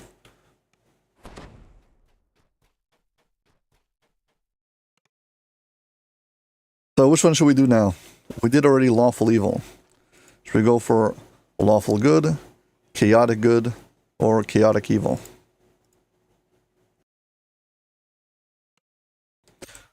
We got to do all of them, but if you want to see one now, because maybe you need to leave or something, this is your The chance. mausoleum is grand, yet Spartan and deadly. The orchard of the macabre glows red through the stained glass.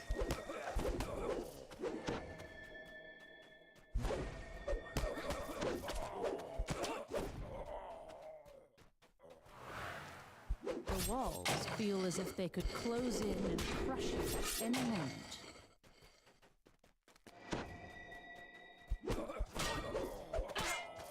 The hallway tightens into a small corridor.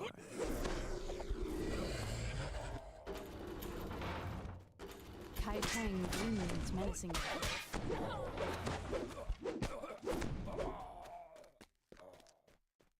Any takers? Anybody want to have any preference? This is your chance. I'm going to be there very soon. Treasures of the Lich glitter at the end of the hall. We've done it. We've done already lawful evil. So anything but lawful evil. The floor vanishes as you drop into an ambush. Gotta remember to hit the switch before you go. Stand in the corner and wait.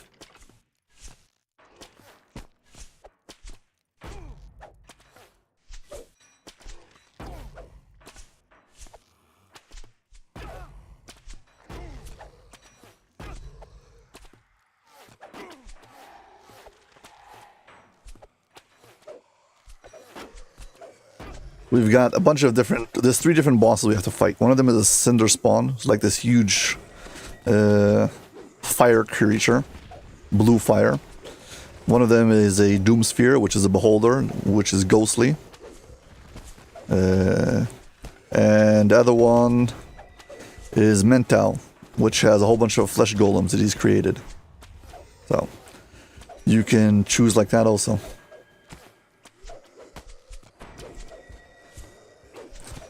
Mentau is chaotic good. The Doom Sphere, which is the big beholder, which is a ghost, is a lawful good. And the Cinder Spawn, which is the big humanoid shape made out of blue fire, is chaotic evil. So those are the 3 options.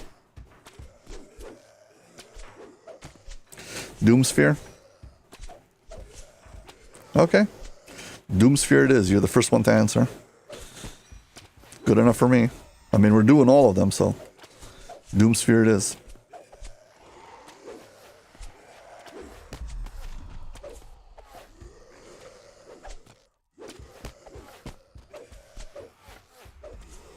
We got a bit more waiting to do.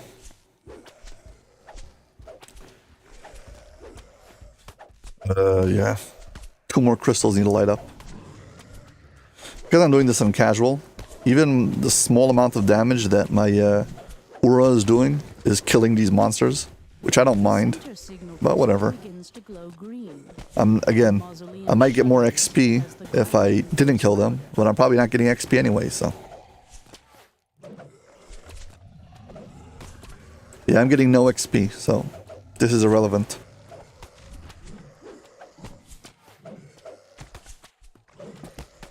If I had to make a guess about the riddle, maybe you can get 4 out of 5 of every group right. And if you get more than 1 wrong out of any specific group, maybe you die. But this is just a hunch. I don't really have a... I don't have any concrete evidence for this. I haven't done any testing.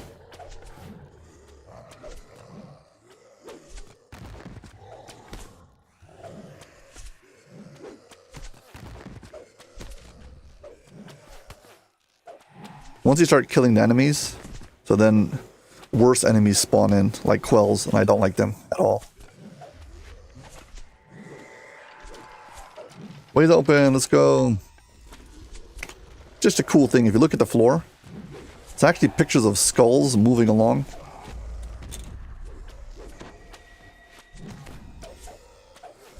Kind of hard to see.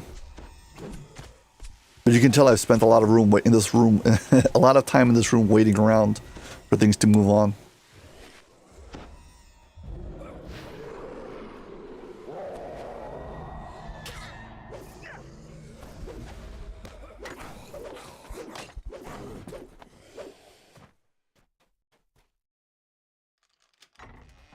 The only way forward is down.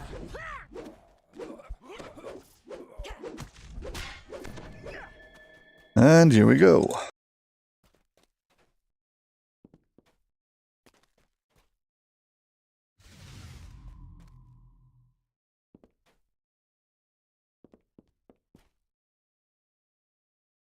The air grows cold and thick as you descend deep into the black mausoleum. Lawless. I just gotta wait for this floor to break, and we can face off against a dragon again. The funny thing is that black dragons are lawful evil, and according to the dragon's own moral compass, he shouldn't let me pass at all. He should just kill me outright. But he doesn't. He actually challenges me and lets me pass, which is weird. You fall into a small cage. Ahead of you, They should have made him a lawful good. sleeps. Should have been like a silver dragon. Whatever. Also, you might not notice it, but the scariest thing about this particular thing right now is every time I click, I'm pressing the mouse button really hard so it doesn't double click and accidentally answer the next question without me seeing what it is, because I don't want to die.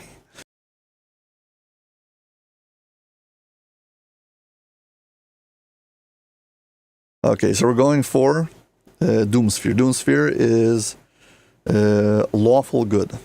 So now we're going to go with Silver Flame.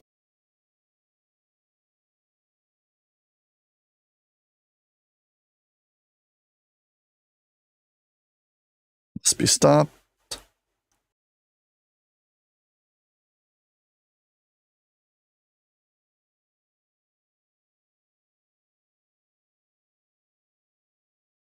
Done anything to save my daughter. Destroy it once and for all.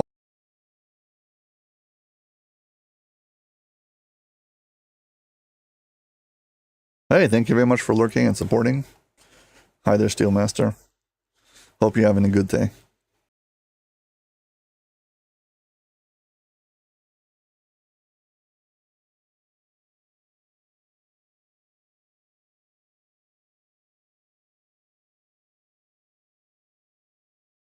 I could do that if I had shortcut keys to every one of the answers. Right now, I only have the select for the top one.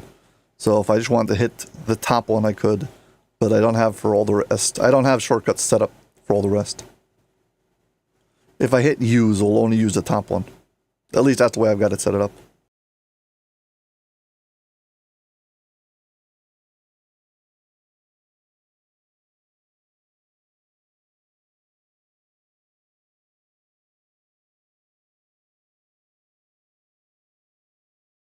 Okay, now we're looking for lawful good, so Crusader.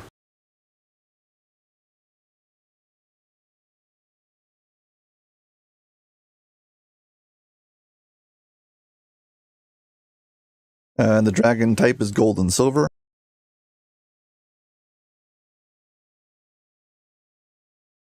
And now it's engage adventurers in a battle of wits, and if they won, let them pass. This is lawful good.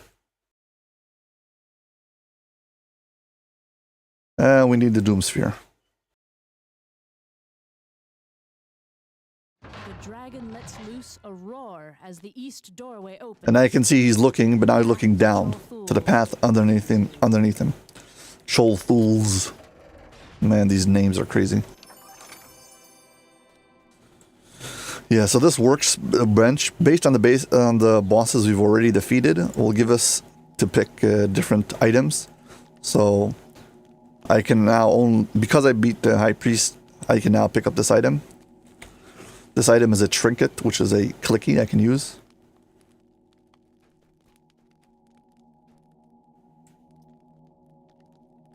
Okay, I'll try that.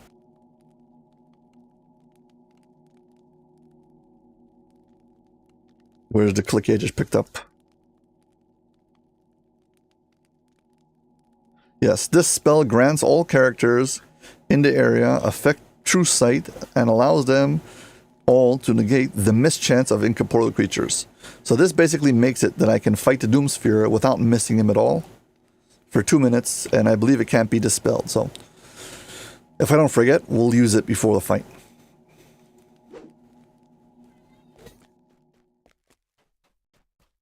Here we go. Waves of I'll get my frigid hirelings out again. straight up from Chol Fool's wing.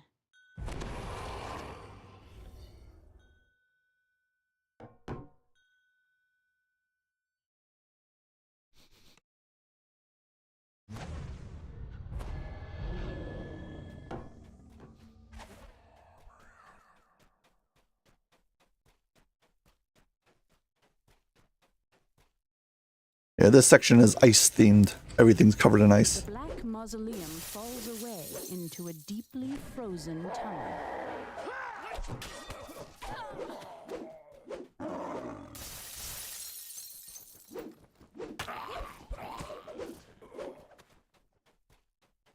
The enclosed tunnel opens here.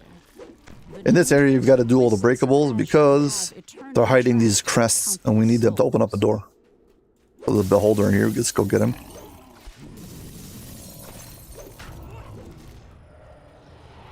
Go back to the path. Clear out. See? Crest of the octopus. We need 4 of them. So we've got to do all the breakables in order to find him.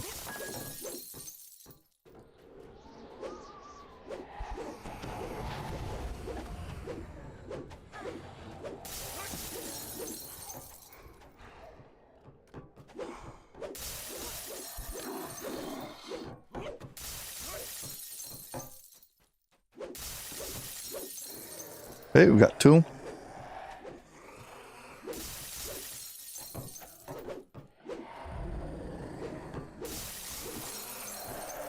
That is 3.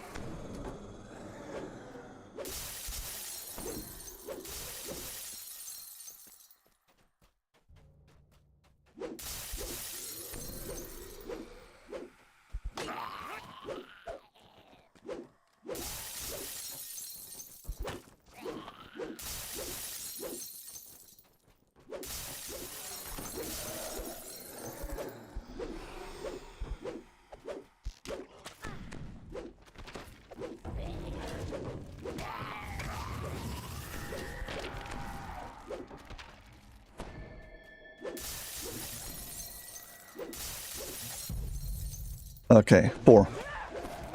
Now this door is, we need these 4 crests. Little sockets on the door. Place them in. And here we go.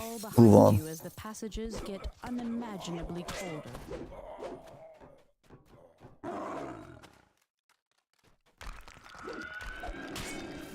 The frozen path to your north climbs steadily. We can go to the end of that hallway and get a key to do this. However, should be that I can get my hireling to open it for me. Save me the hassle of running all the way up the hallway and coming back. Your breath freezes in the air as you push onward. Let's see. Yep. So basically I would run up this hallway, get a key and come back. I think there's also a chest over there. Again, it's junk loot. No XP. I don't care. Let's just finish. The southern tunnel is filled with ancient frozen stalactites and ice pillars. See if we can pick our way through this one also. If not, we'll have to go to the end of the other hallway, come around.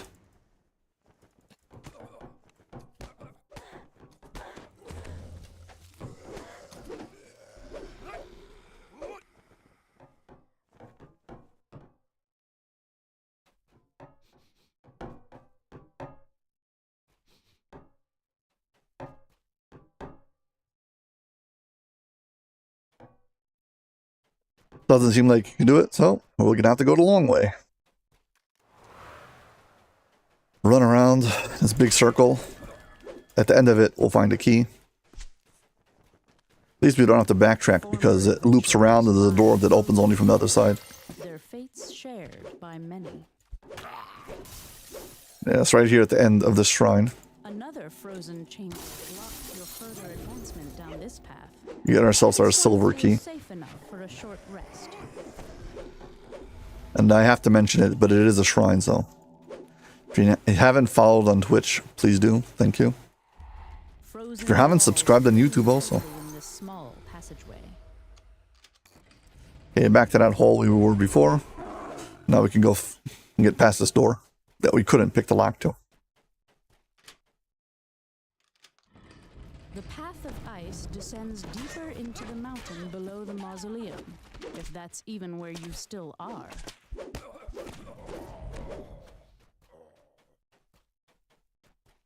After a short rise, the tunnel resumes its descent.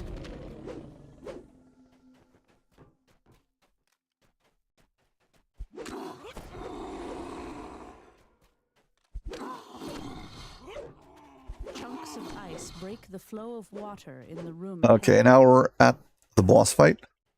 Let's use the trinket. So, place the trinket, double click it. Now for the next 2 minutes, I've got this true seeing effect. It's true seeing and built-in ghost touch. That's basically what it does. So I won't miss the boss when I try to swing at him. The entrance to Chol Thul's tower lies before you. Chol Thul's flashes a look of regret before attacking you.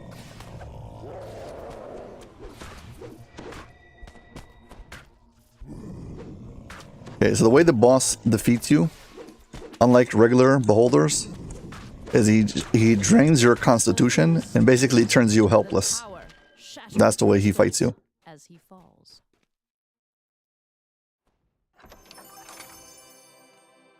It's almost as if he doesn't really want to kill you.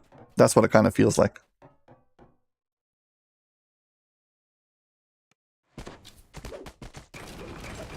Chol Thul's laughter rings through the orchard. Now strike down the Black Abbot. Well, 2 down, 2 to go. We've done both lawful, now we've got 2 chaotic. We've got chaotic good and chaotic evil. We've either got the cinder spawn or we've got the flesh golem, so. Anybody got any preference? This is your chance. Again, we are planning to do all of them. But if you only got time for one, coming up now, here's your chance to pick it.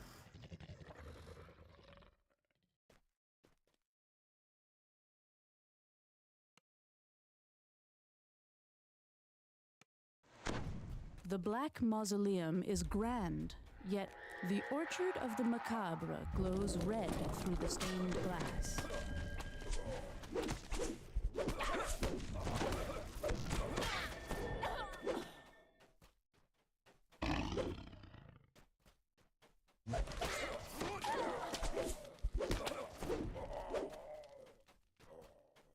Come on, make your suggestions. Feel as if they could close in and crush you. Chaotic good or chaotic evil? Cinder spawn or the flesh golem master? The hallway tightens into a small corridor.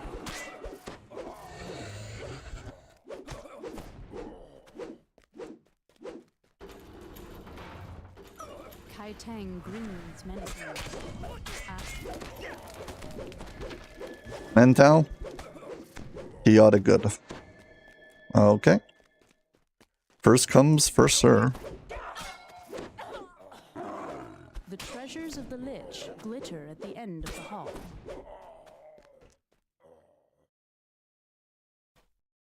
The floor vanishes as you drop into an ambush. Here you can see the Tears skeletons, grind the throughout skulls on the Black floor. Mausoleum.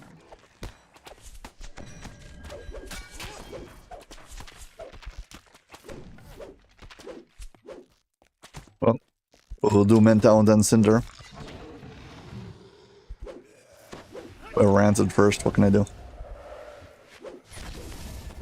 It's not like one or the other, so at least that.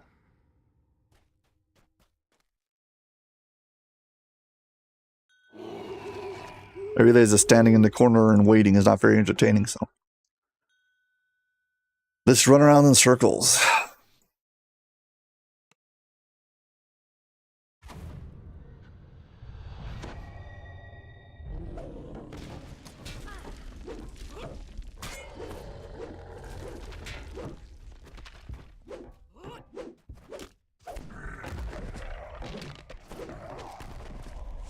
The right signal crystal begins to glow green. Gears grind and moan.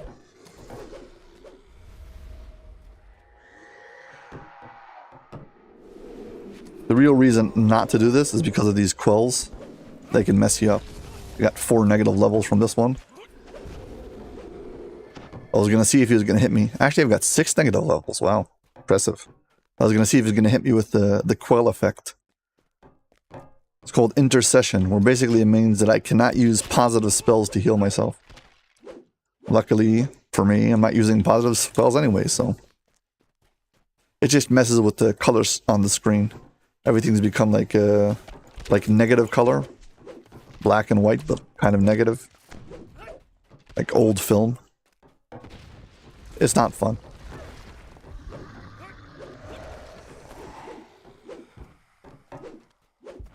The center signal crystal begins to glow green. The mausoleum shudders as the grinding grows louder.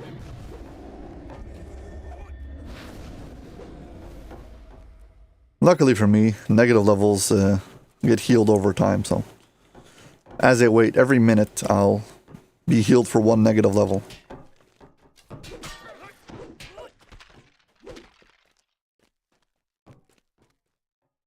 Unless I rest up, in which case I'll get reset immediately.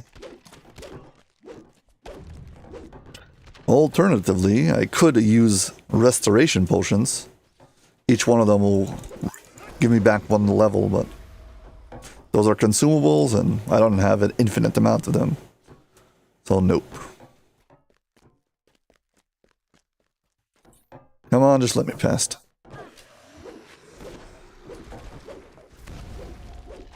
The left signal crystal There we go, thank you glows very much. green, and the gates Have a nice day. Yeah, that's the intercession. But it only affects the stuff you cast, so you can have other players cast divine spells on you. So it's not like you're disconnected from the divine. It's you personally cannot access it. You can be affected by it, but you can't access it. If that makes any sense.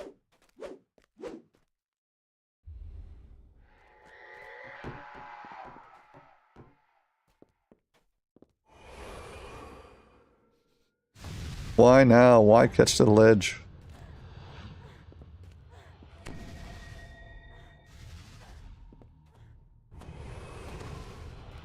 The air grows cold and thick as you descend deep into the black mausoleum. Yeah, if you are a divine caster, it's a big deal. Also, I should notice that they've added more items in the game that have intercession ward. Basically, it makes you immune to the intercession effect. And they have now a level 4 helmet you can get from Fall of the Night Brigade that you can wear if you really care about it. Wakes the dragon.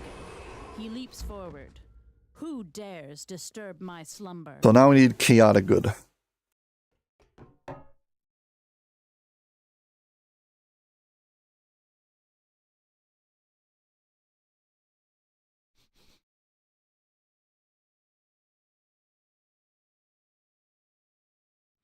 Well, it seems to be working. Moving the mouse and then hitting enter to select the one.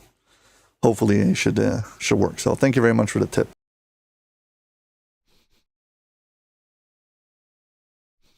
We said chaotic good. So first we need to go for all the good answers, then chaotic answers.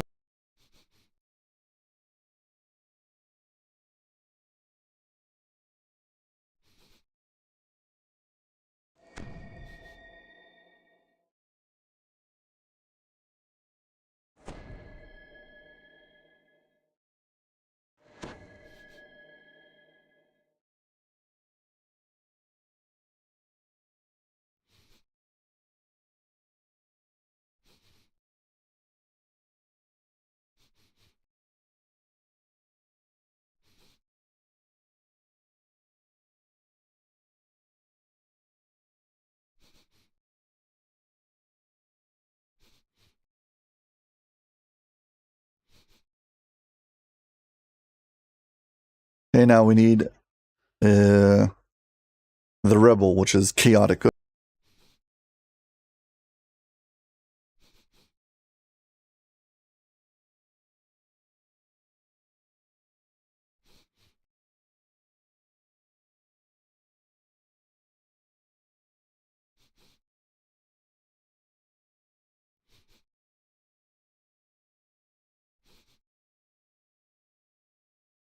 The dragon lets loose a roar as the Good side job. door opens. And now we can see he's The pointing path to this side. Mentau beckons We can go off and face Mentau. I am going to get rid of these negative levels. Pretty bothersome. And yeah, let's see what we have new at the workshop table. For anyone joining now, we are running a quest called Litany of the Dead, which you use to flag for a raid.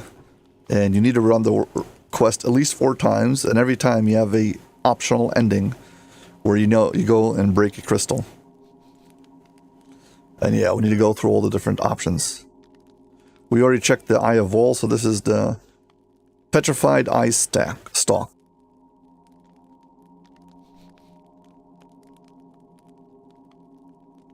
Bane of the Undead Flame. This one doesn't really work against what we need to do now.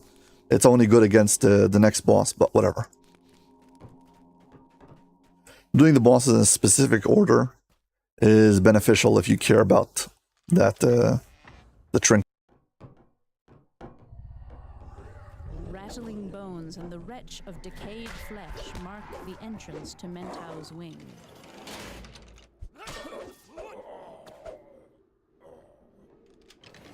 A roaring furnace reveals Mentau has a second laboratory inside the mausoleum.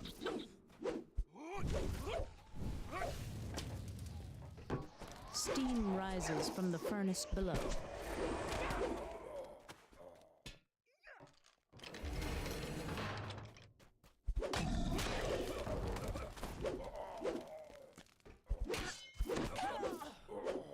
You jump down over here. We've got there's the optional chest for this section.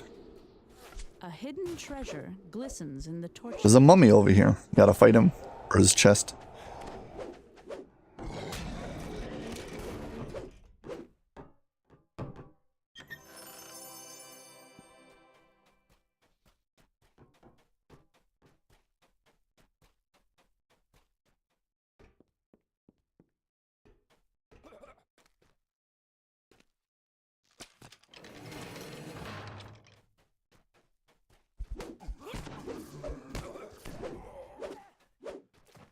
This particular section is pretty straightforward.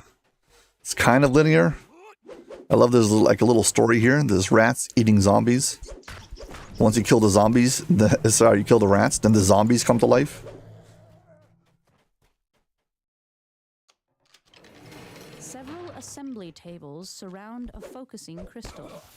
Below, the underbelly is filled with furnaces and a passage. Yeah, flesh golems are powered by electricity. They're basically DDO's version of Frankenstein. So they're powered by their life force is electricity. So if you are using primarily electricity weapons or electricity kind of damage, you'll be healing them rather than damaging them. Stairs climb to the You got to keep that in mind. Mentau's tower. So in the quest over here, we've got these like towers that do these electricity strikes, which basically are healing the flesh golems. Leftover parts decorate this assembly area.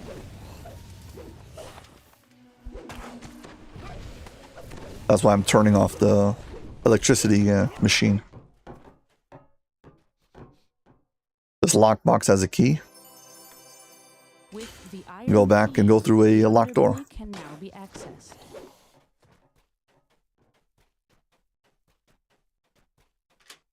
We're going deeper into his Door swings the open flesh making and a lab. stench of rotted flesh fills the room.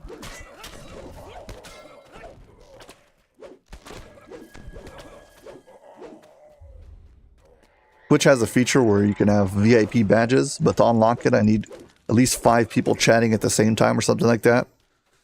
And there's no chance I'm ever going to have it. Beneath the primary assembly bay, the furnaces burn hot.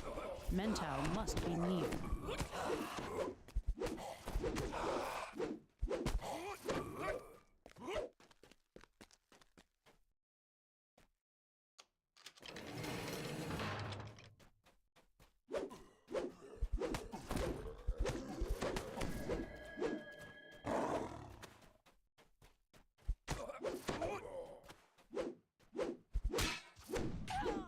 These iron golems are pretty cool. There's another shrine in here. This Yet again. appears to be a safe But place. they don't activate until you use the shrine. So once you start using the shrine, I don't know if you get like 50%, they suddenly become active. Yeah, there we go. They're interesting that they're triggered by using the shrine.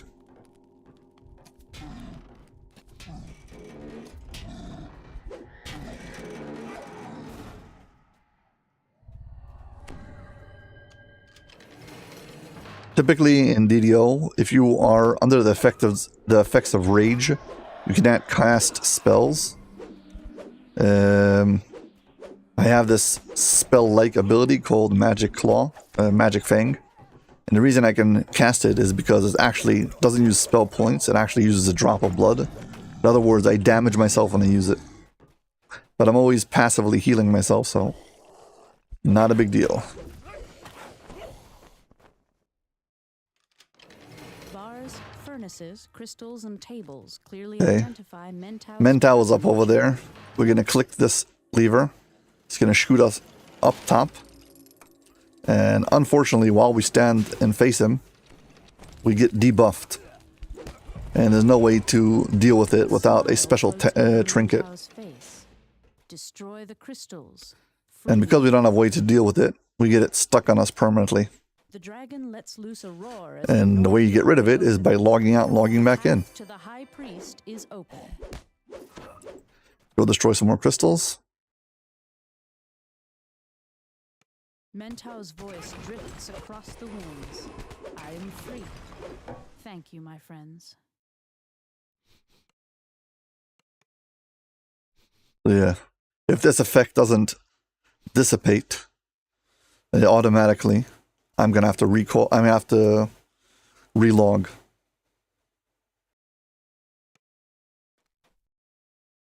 Thankfully, it's dissipated, so we are safe.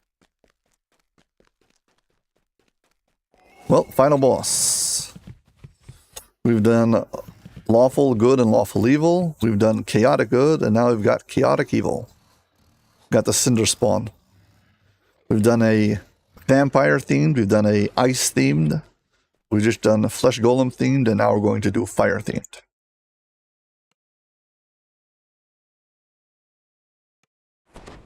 The Black Mausoleum is grand.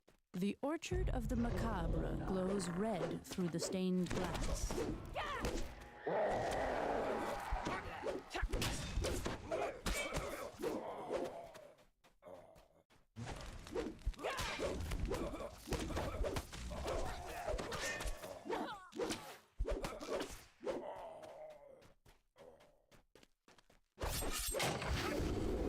After all the negative levels I got last time, I think I'm going to stick to standing in the corner and waiting.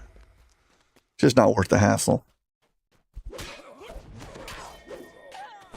The hallway tightens into a small corridor.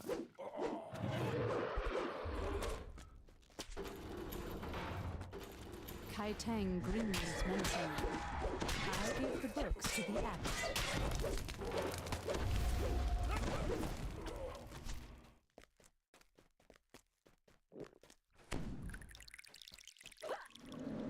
The treasures of the Lich glitter at the end of the hall.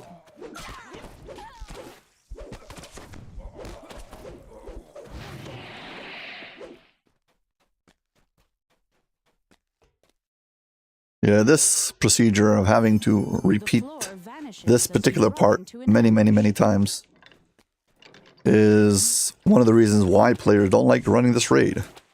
I mean, first of all, the raid is very hard, but adding on top of the fact that it's hard, it's extra complicated because the flagging is so tedious. And now we wait. This time I turned off the aura so these guys won't die. And we won't have a giant standing on top of our head.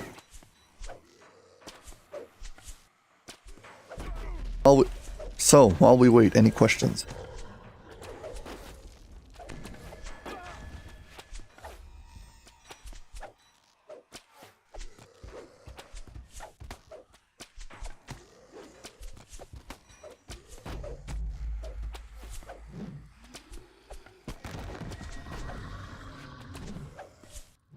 Still got a giant standing on my head, but the spot right above me is already preoccupied by a wraith. Signal crystal begins to So at least I don't have to deal with that. gears grind and moan.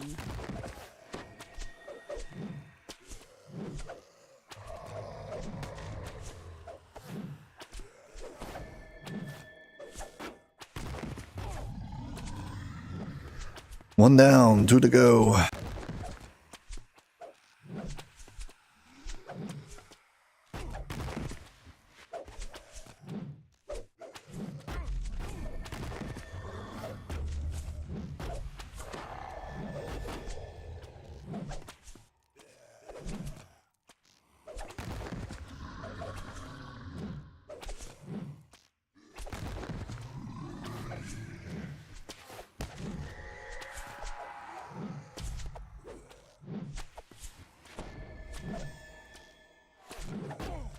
If you look closely at my character, you can see all the different ways I'm blocking the damage.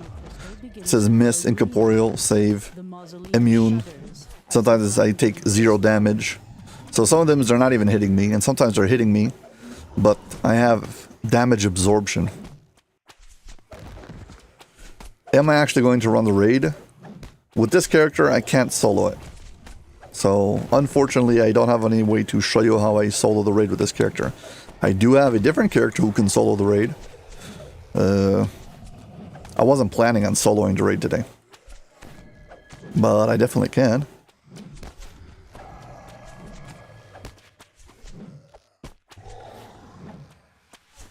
To solo the raid, you must have the ability to self-resurrect. And this character cannot self-resurrect.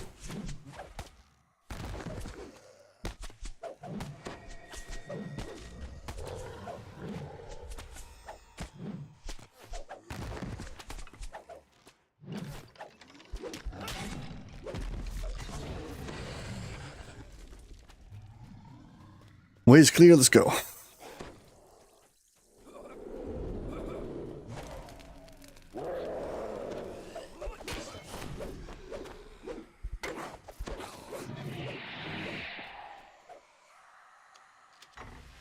The only way forward is down.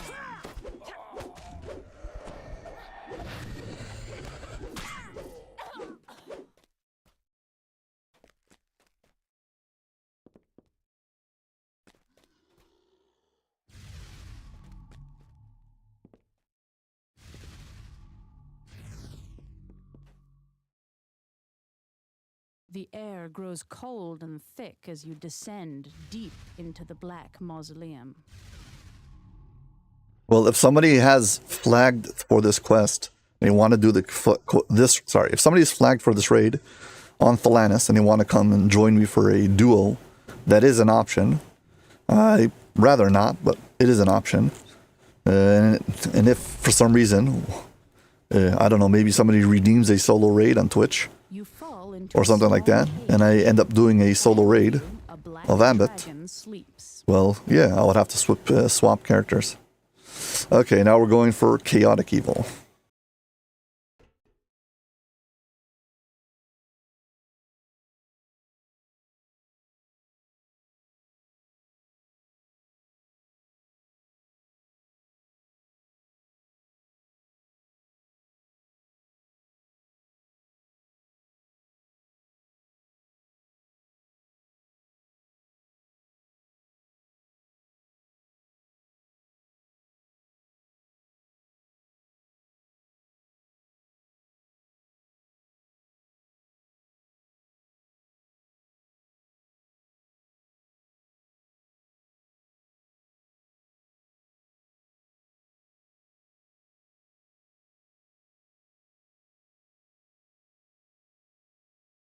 Oh, I'm flagging for the future, so this character is placed on Thalanis, and I would like to be able to do all raids with this character. So I intend to do it with a full group when we get around to it. I just need it prepared, so when that comes, usually it's sometime Saturday afternoon, 3 o'clock or so, Axel runs raids on Thalanis, and if I join him, I would like to be flagged for every raid you would like to do. So I'm flagging for all the raids on Thalanis right now with this character. That's what I'm doing. I hope I clarified.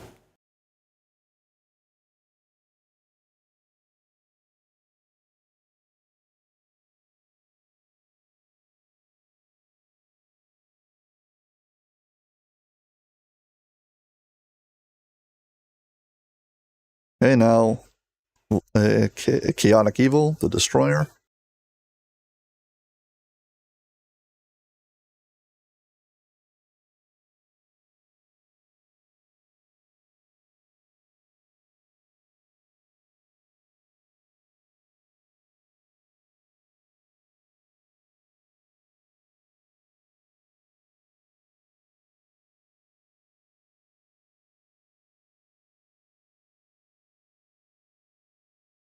The dragon lets loose a roar as the Hey, western final portal pass. opens. This time, To Sinis, he's facing straight ahead.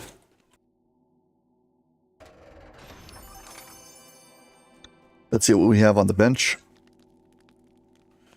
So yeah, the Eye of Wall should help us against the Cinder Spawn, but I don't care. The miniature flesh golem, though, is very cool, and almost nobody ever sees it, so let's show it off.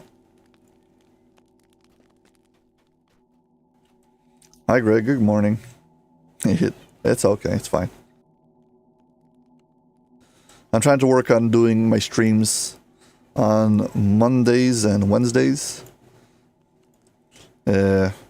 Starting sometime after 4 a.m.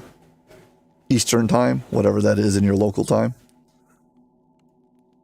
So yeah, that's kind of what I'm shooting for, but it's not settled or anything. So I can see why it's easy to miss it. Yeah. Flesh Golem, this figurine.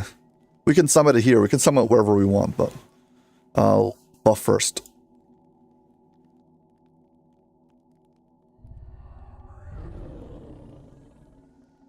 Now check this out.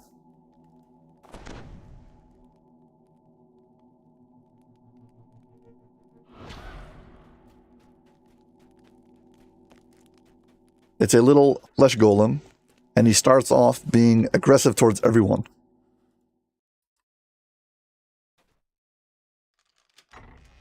Including other enemies. Moss have wrapped themselves tightly around this wing of the mausoleum.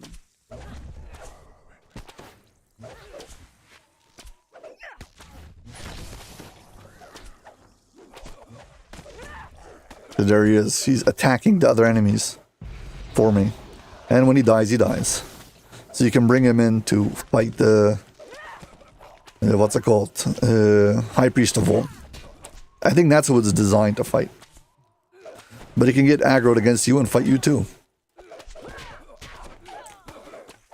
Time to die.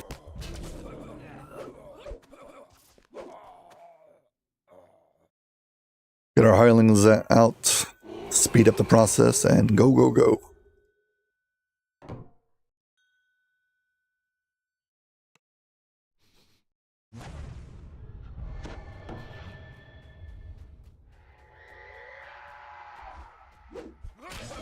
Yeah, the flagging quest for this is called Inferno of the Damned. And basically there's a reality shift between normal reality and the Inferno. The whatever, fire plane. And we're going to swap between them. So this quest has a little bit of that. We're going to move between two different realities.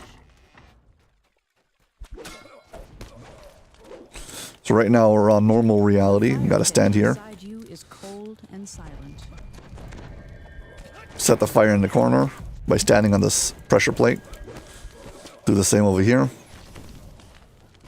think we've got 4 of these.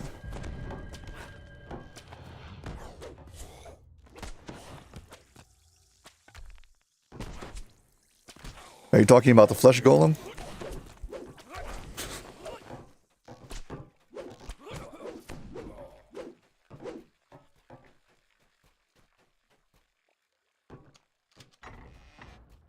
Thick, impenetrable vines block access to the western cloisters.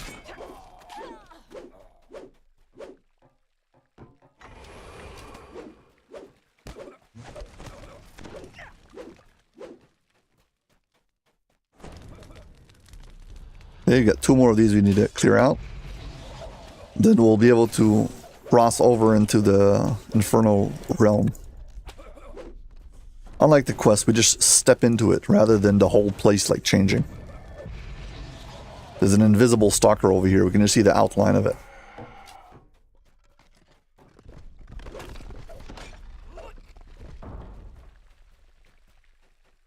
Okay, these vines will catch fire now. Flames engulf and incinerate the vines, revealing the path. Hi, thank you. Build's doing great. It's actually exceeding my expectations. To be honest, I had low expectations for it. Lava and Just because I usually have low expectations because I don't like being disappointed. But yeah.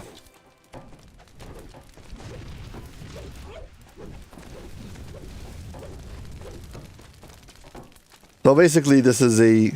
I keep on calling it a knockoff of the most meta build, which is 18 fighter, 1 favored soul, 1 warlock shifter.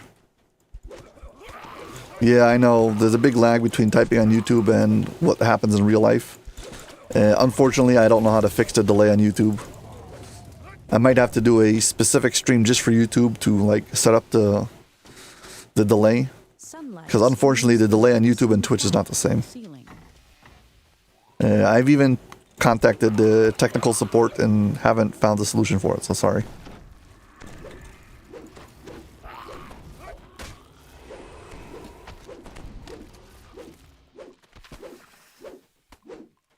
stifling heat emanates from the flames blocking the west. Okay, now we're on the Inferno side. And now we're going to reverse the effect by stepping on 2 pressure plates. And doing the exact same thing, but in reverse. Should burn up the next vine. Gotta stand here for a few seconds. This thing will catch fire. The fire pit goes cold. Yeah, the orb catches fire, but the fire pit goes cold. And while you're standing inside of that orb, it removes all of your buffs, your effects from you. Basically, you become weak. Vulnerable, I guess.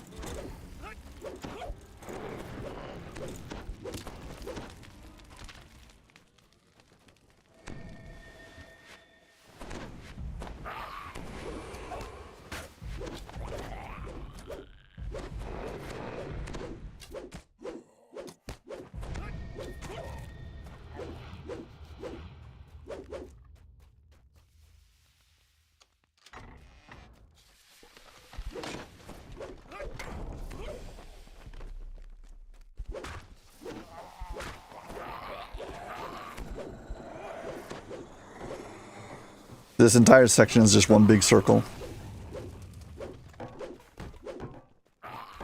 The truth is it removes things, part of your weapon effects also. Your character effects, not just your buffs. But as soon as you step away from it, you have all the buffs reapplied. It doesn't remove them in the same way that the dispel magic removes them. They're not permanently removed. They're just like suppressed for the time while you're standing there. Now we face off against the boss.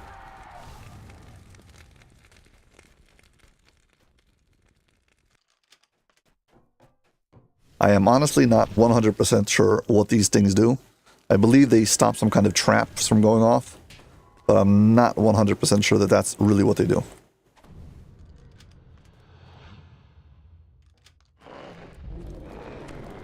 Sinus's blue flames ignite as he springs at you, eager for revenge.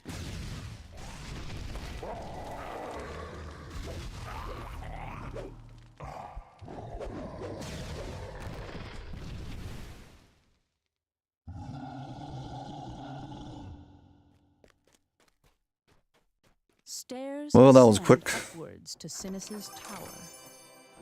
And now, final crystals.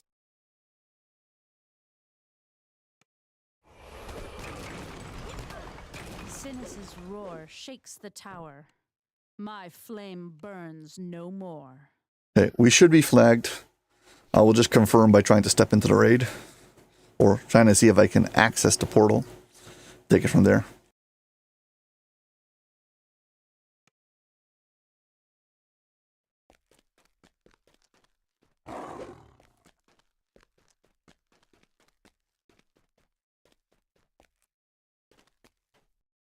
First, need to go back to the quest giver and talk to him. And we should find out if we are approved for moving on. Hello, sir.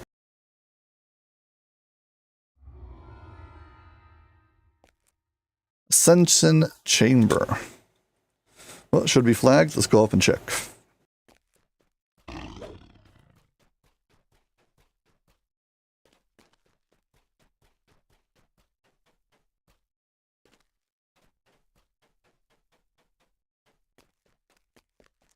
There are two different raids who take place here. Yes, Ascension Chamber. I am now flagged. I can step in. Check it off the list. Okay. We're done here. Well, that was pretty tedious. But glad to have it done. You know what? We'll give it a shot. Let's see if I can solo it with my alt. So we'll swap characters.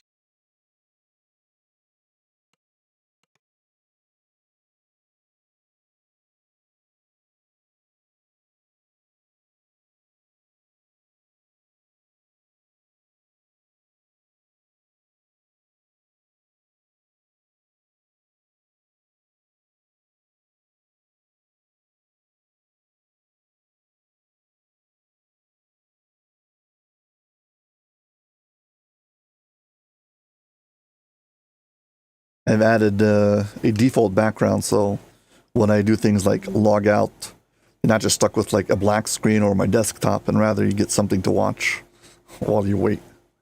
Yeah. Logging back in with my main character, I've got to transfer over an item. You need something. You need to be immune to petrification in order to defeat this raid, or they're going to turn you into stone and you'll die. So I have to have it from some source. Yeah.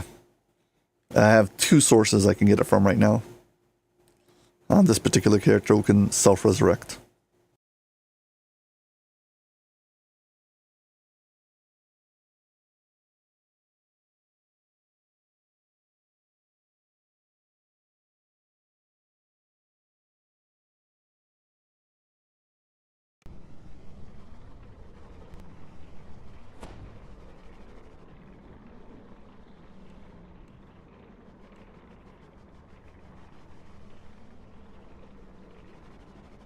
Yeah, so this character has the essence of the ultimatum on it, which is immunity to petrification.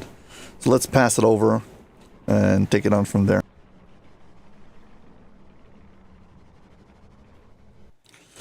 Alternatively, there's a 5-piece filigree set you can use, but that severely cuts down on the amount of power my character has.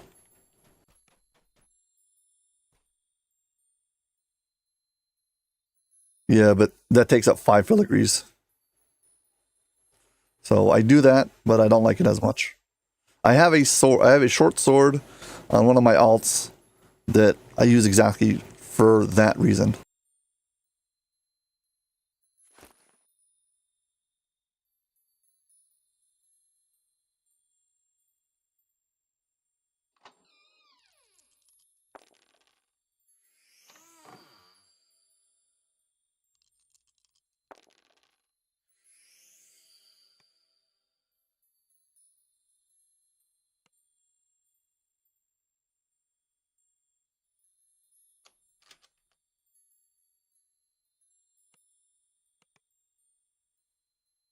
Okay, let's move back and see what happens.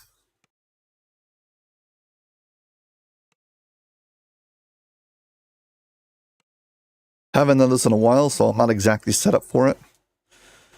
Let's see how it goes.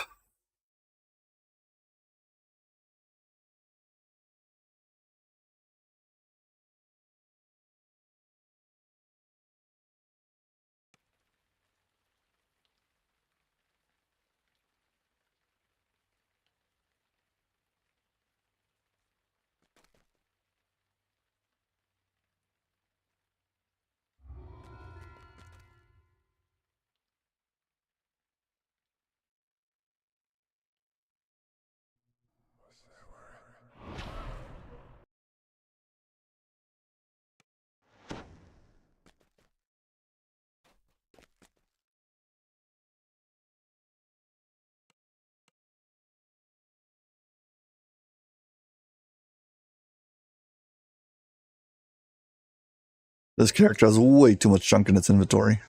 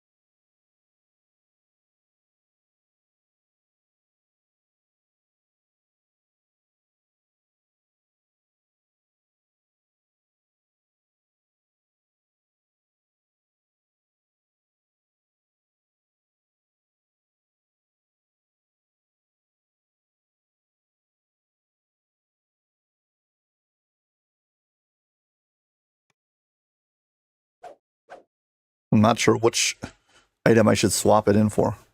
Let's just put it over here.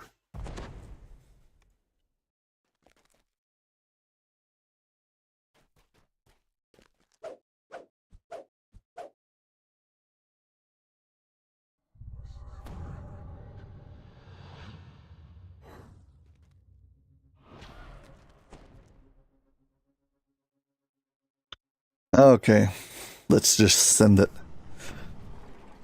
An important thing for soloing this raid. You gotta go into the cargo hold. And you've got to set up your teleporter that sends you back. So.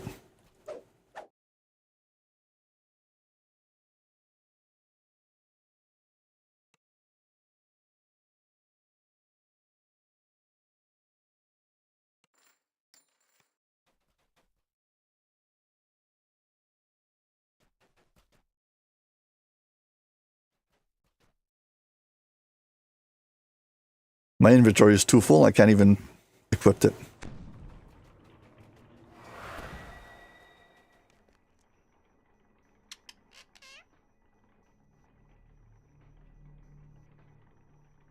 Hi there. How are you doing? Have a good day. Hope you're feeling well.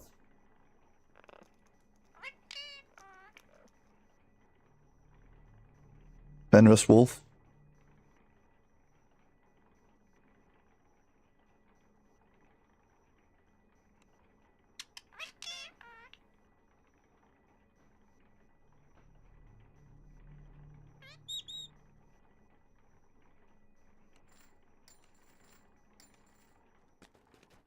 Okay, we now have enough room in our inventory.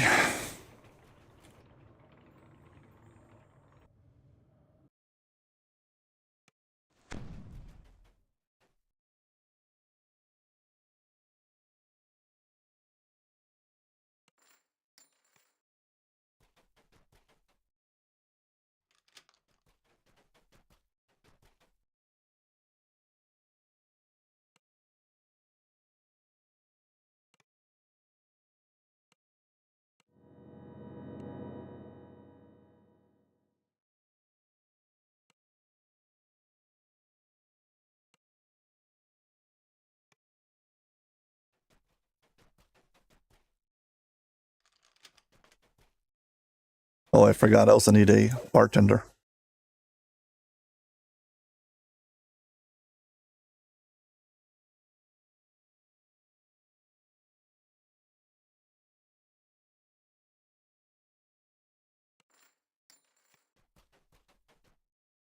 While we're at it, you need to have the bartender because he'll make it so that this entire area will make you rest and recharge your abilities.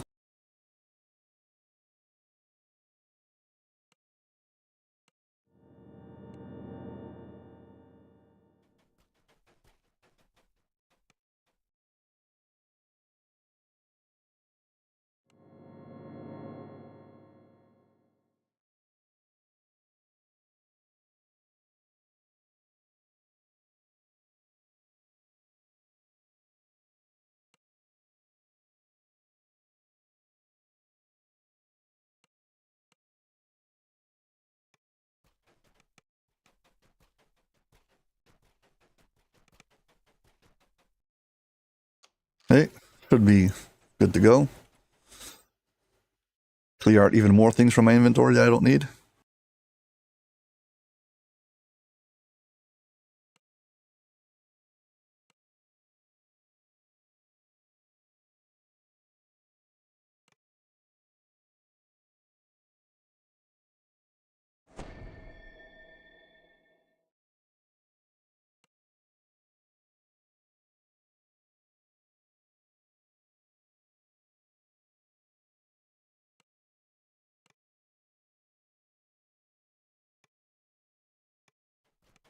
Okay, close enough.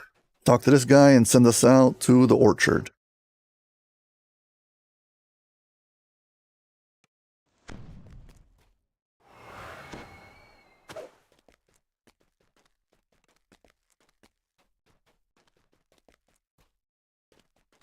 I don't know how long it has been since the last time I've soloed this particular raid. Let's see how it goes.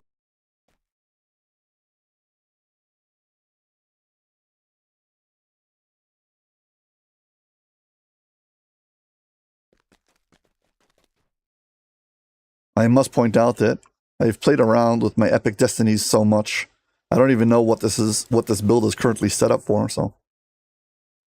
I mean, the truth is I have the mantle set up in such a way that I don't even need. I've got immunity to petrification built into my character. On the other hand, I will probably change this build to have some auto heal.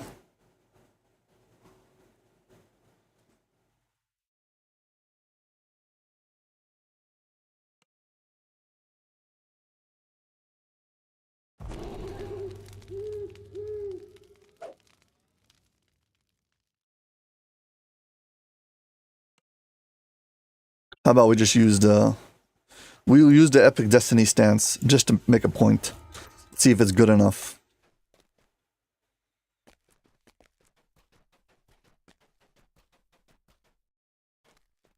I don't have Intercession Ward, which is a problem.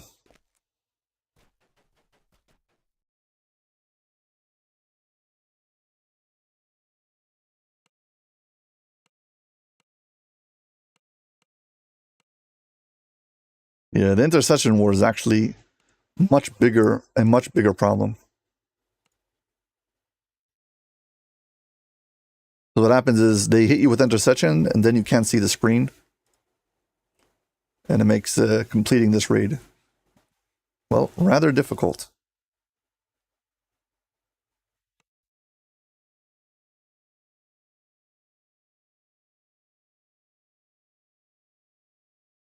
Who's got my Intercession Ward goggles?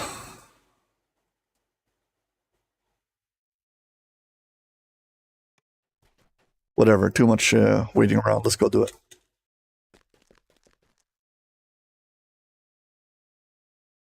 Ascension Chamber Elite. Send it.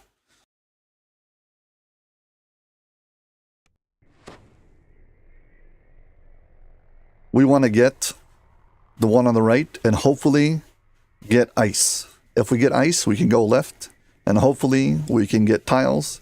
We get tiles. If we make it past on one side, we can put on the second pair of tiles, hopefully get past, and if we can do it all in one run, we'll be good to go. That's the plan. And if we walk into the first room and it's not tiles, we'll just recall out. And it's not ice, we'll just recall out. That's why you can reset and resend back in. Rinse and repeat.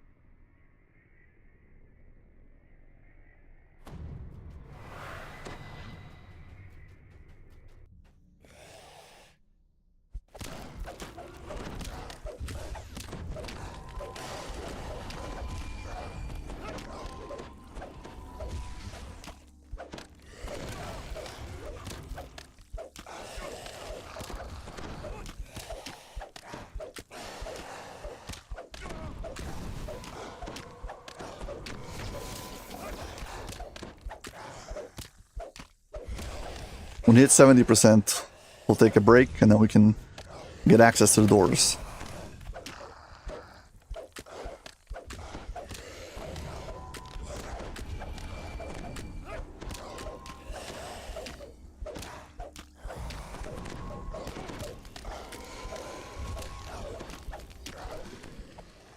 The Black Abbot cackles and retreats to his statue.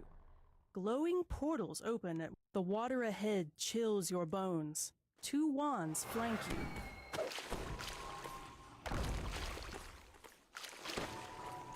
Gotta get past all this deadly water. Land must be around the next bend.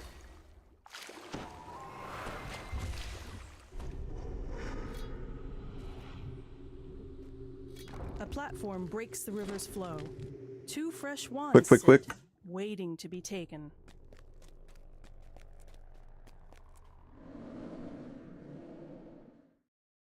A large, empty chasm stands before you. Something catches your eye on the catwalk above.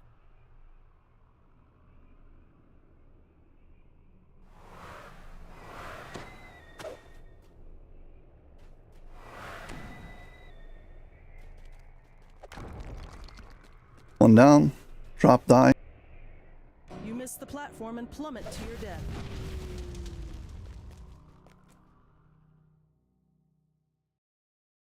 A large, empty chasm stands before you. A bag sits to your side.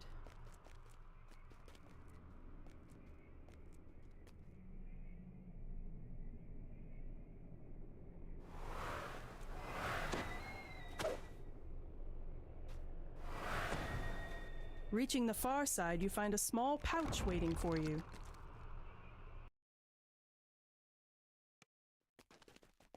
Well, doors are down. Well, we got 2 out of 3. To just survive more rounds of this.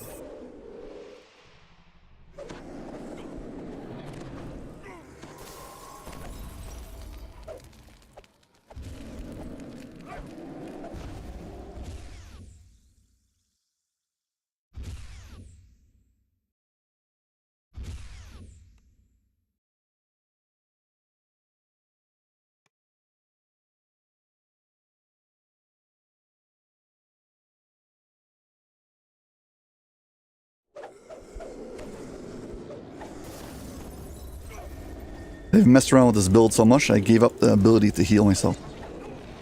Not very good.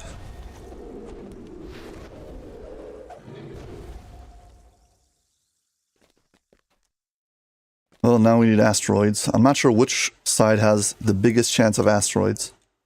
I think the biggest chance of asteroids is in the middle, but I'm not sure.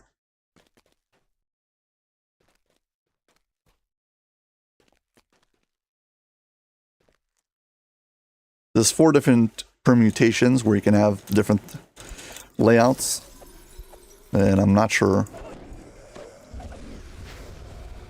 but at least that's the way I think it is.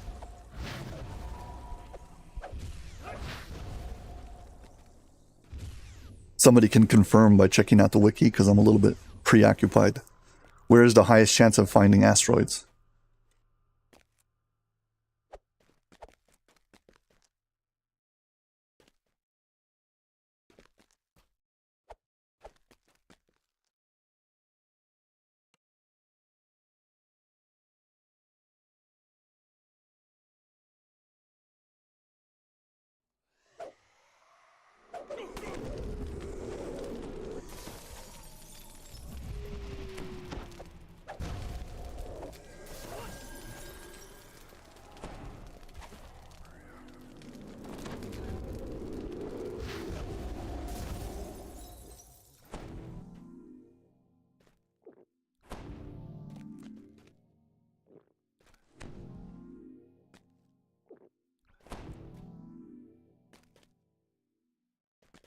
I am in this raid woefully unprepared.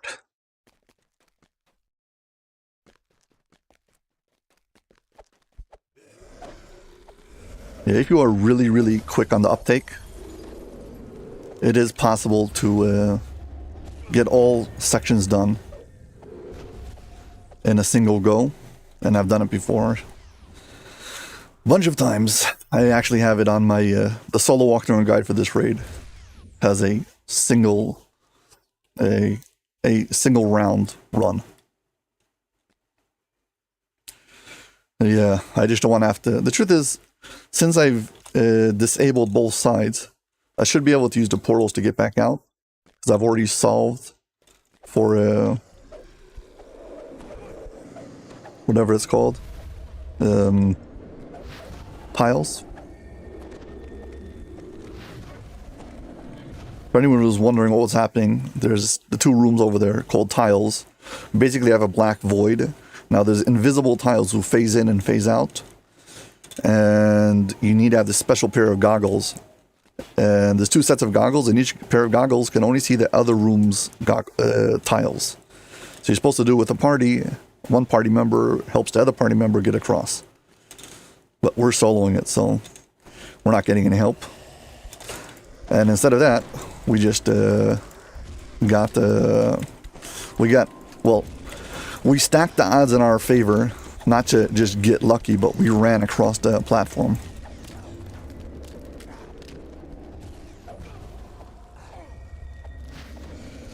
Rocks burst out of the floor, encasing and squeezing your body. Yeah, if we didn't have immunity to petrification, we'd have been stuck inside of those rocks without any way to get out.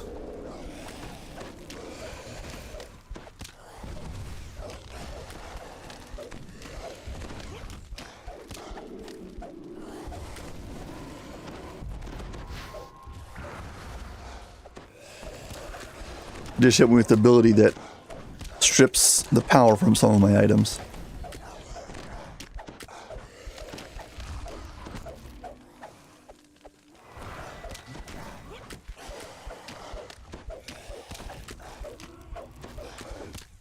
Okay, comes Inferno.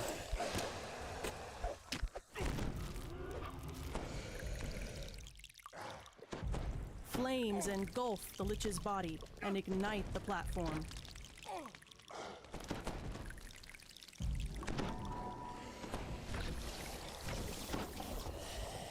Yeah, the Inferno is not that powerful. The problem with Inferno is it sucks out all of your spell points. So if you're a spellcaster, you are not going to have any spell points. And the way to get by it is you have this wand that shoots a ice ball that you can stand on the edge of the platform and cast into the water and then stand on it. And that's how you wait it out. But we're going to brute force it because I don't need spell points. Burst out of the floor, encasing Note for anybody trying to solo this, even if you have petrification immunity, you still can't stand inside of the stones. You got to move away from them. Also, they only cover you from the top, so if you keep on jumping and he, well, stones you while you're in the air, you'll drop out from the bottom. An ominous breeze carries a faint wail through the chamber. This time we got to beat him down all the way to 70%.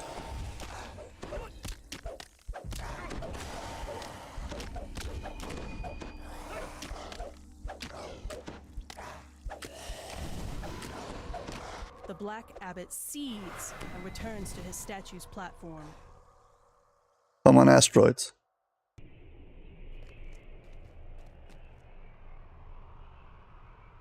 Burning with divine magic, your eyes now make out things Hey, like here's how the unseen. platforms actually look on the side.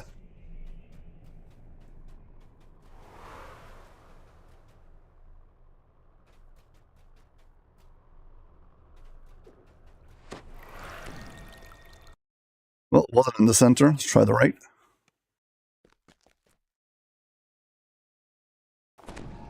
You've got those goggles on, you can't see where you're going.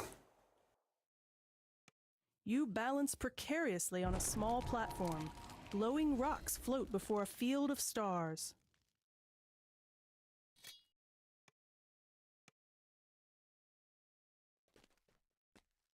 Sorry for turning off the UI, but I really need to be able to see what I'm doing.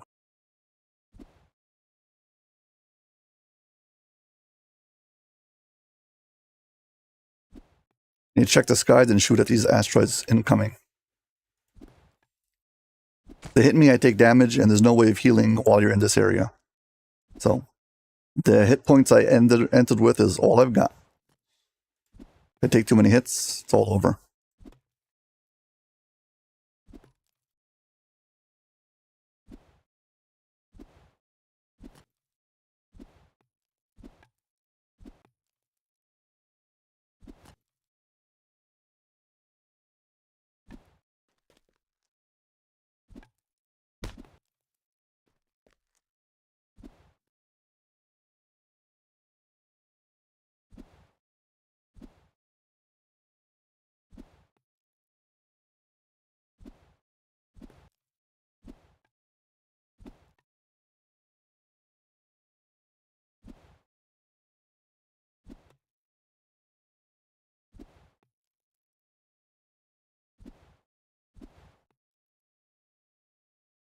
My erratically faulty double-clicking mouse is not making things any easier.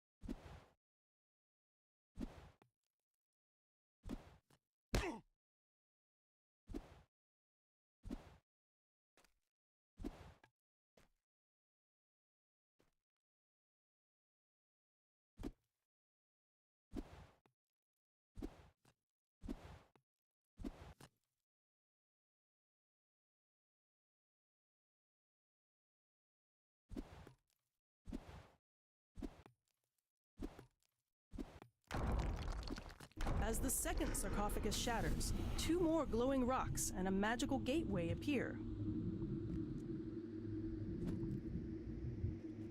Okay, a few things to note. And when you get hit by these incoming asteroids, they also have a little bit of a knockback effect. So you get like knocked back a little bit. If you don't keep on centering yourself, eventually you'll get knocked off the platform and you'll die. So we've completed the objective. We've destroyed all 6 of those sarcophagi. There's 2 in each one of the puzzle rooms. And now we're free to go and fight the Abbot. You can use the boulders to get rid of those stacks of, in the middle of the living room, those, if you get engulfed and encased. But we don't really care about that. We're good to go. Because we're using immunity to petrification to avoid it.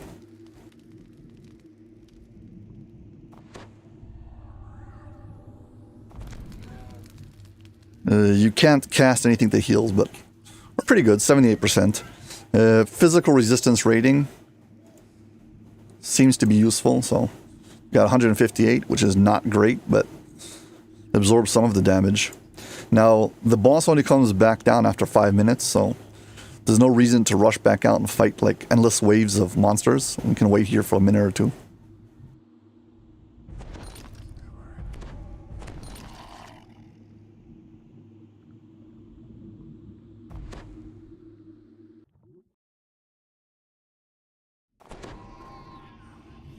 Yeah, the goggles that you get from the alpha phase and beta phase goggles only work in that room, and they kind of mess with the visuals in any other room. So, not recommended.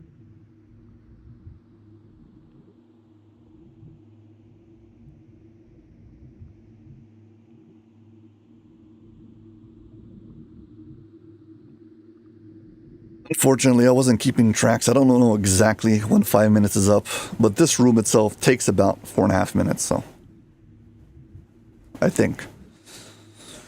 Anyway, close enough. Let's go.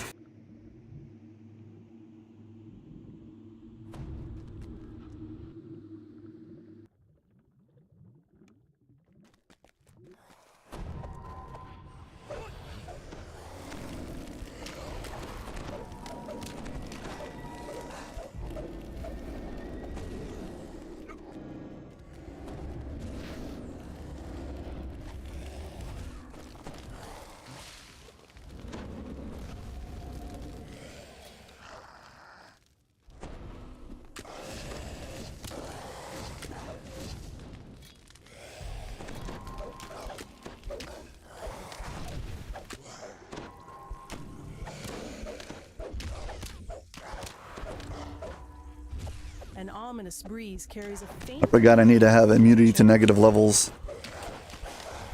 Did not bring it with me. Oh well.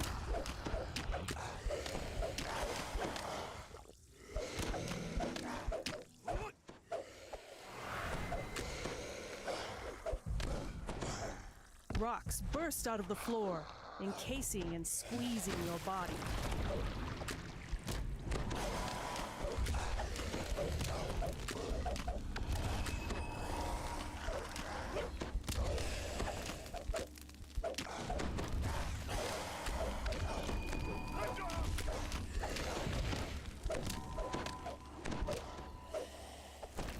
Visible wraiths.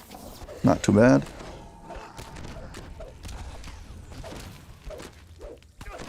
I believe if you used alpha and beta phase goggles, you could actually see them, but I'm not going to bother to. Rocks burst out of the floor, encasing and squeezing your body.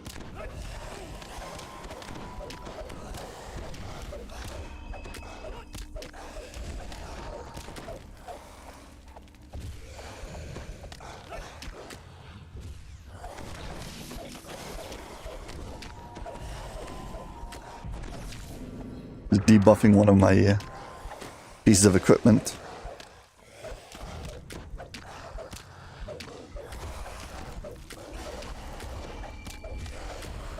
Yeah, every, I don't know, 20 seconds or whatever it is, he's got a special attack that he can use. Rocks burst out Yeah, either engulfs you and encases you inside of rocks, or he summons a bunch of these wraiths that are invisible, or he debuffs your weapon, or he sets the whole platform on fire. Those are his 4 special attacks.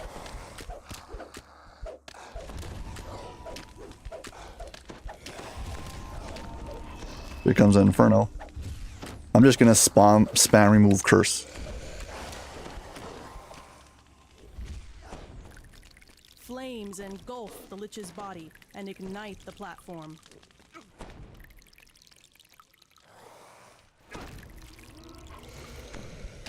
Rocks burst out of the floor, encasing and squeezing your body.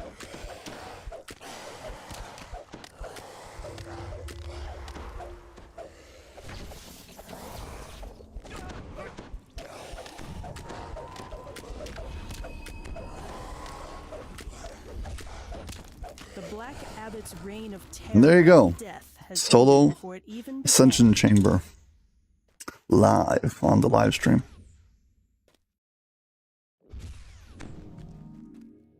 If I get any named loot.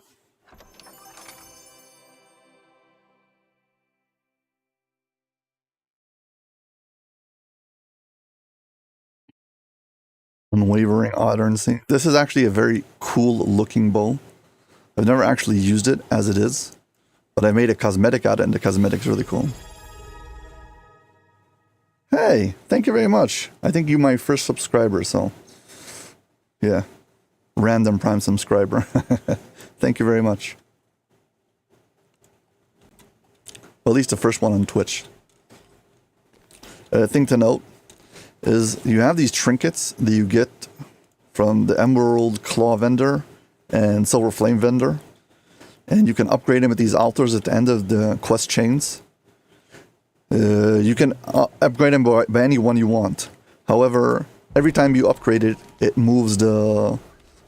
upgrades it to the next level, from level 1 to 2 to 3, and 4 is back to the default, and they turn in for a special reward.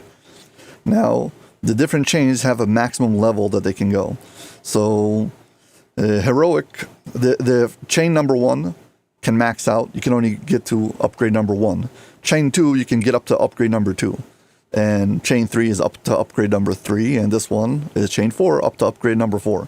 So you can just take a trinket and come in here 4 different times and upgrade it. Yeah, thank you very much for the cheer. But you can also just take the trinket and, let's say, go to Necro 3 and upgrade it there 3 times, and then come in here for the 4th time. So let's upgrade our trinket. I think we've got an Emerald Claw trinket someplace. This thing. Emerald Claw pendant.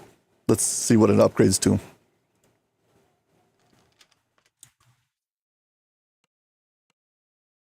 What did I get instead? You got this, the Emerald Claw Talisman. So this is the next level up.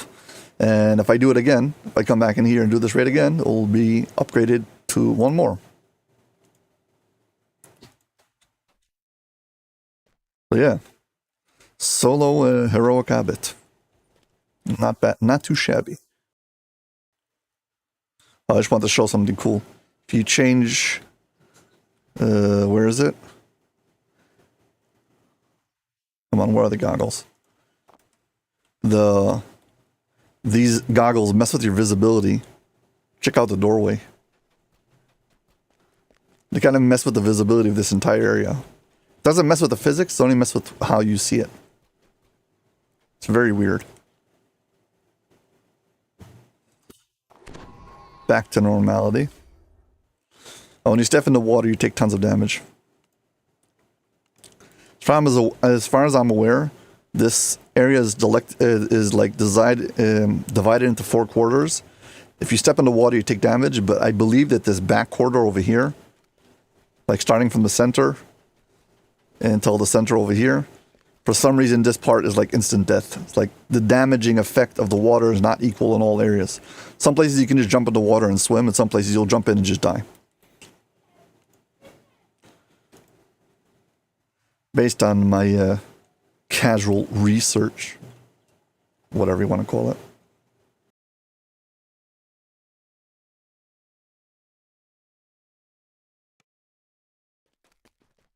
And as always, most importantly, Don't forget to turn in your raid.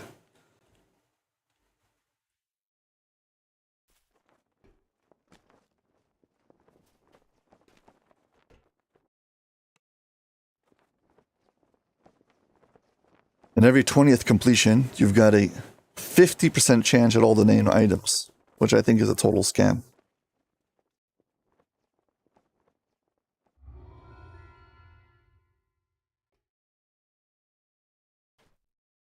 Go return my item to my main character.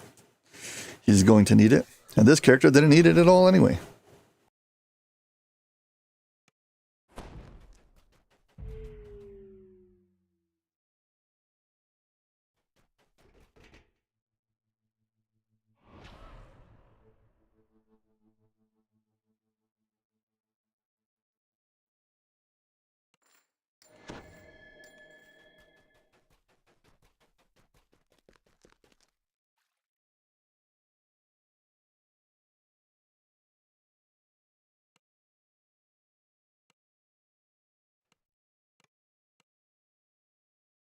Well, I'm glad to know that my practice, well,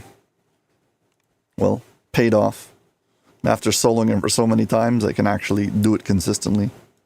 Which is, I'm happy I can actually do it. Because I enjoy soloing the raids, and if I had to do all that practice just to get like one run, it wouldn't be worth it. But the fact that I can cash in later and come back and do it again, it's like, at least I invested it, and once I've got it, now I can do it whenever I want to.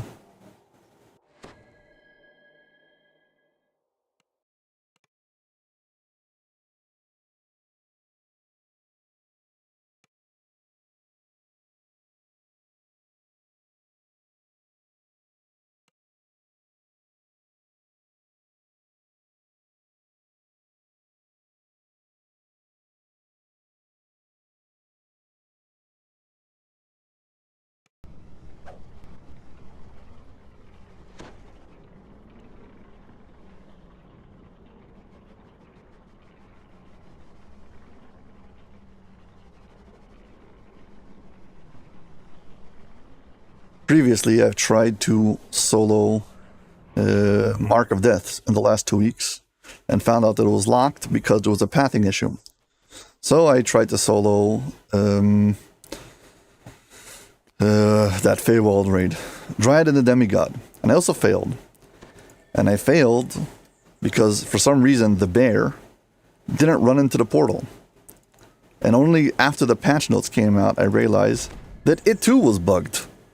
And players just didn't notice it because players just kill it. That also solves the problem. But as a solo player, hoping that the bear was going to run away, when it had pathing issues, it was just not going to work. So twice I got to the 4th Guardian and failed just because, well, I couldn't get past it.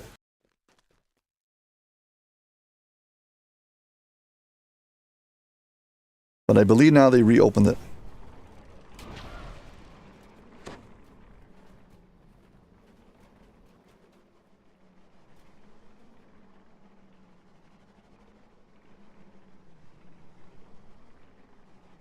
I would really like to give Dryad a try.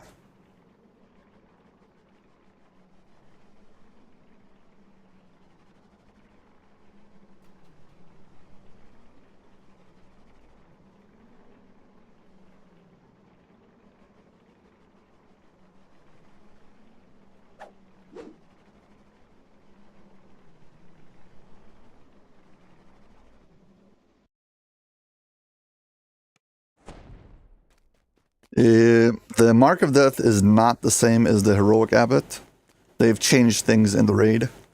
It's the same basic room, but they changed.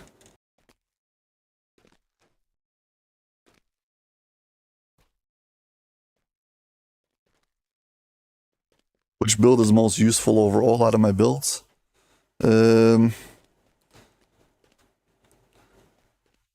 Probably the machine bow was the most useful because quick stick is very fast, but it doesn't have any ranged abilities. And I like the Phoenix build, but the Phoenix build doesn't do traps and doesn't do any other thing. So the machine bow really was my first build, and it kind of like does all this stuff. I mean, I've soloed raids with it. It has probably great healing. You're using a very solid weapon. I mean, great crossbow. So it's like basically, it's got everything going for it. Let's see. I really want to see if I can do this raid on Elite. Mark of Death on Elite. I've done it on hard, but never on Elite.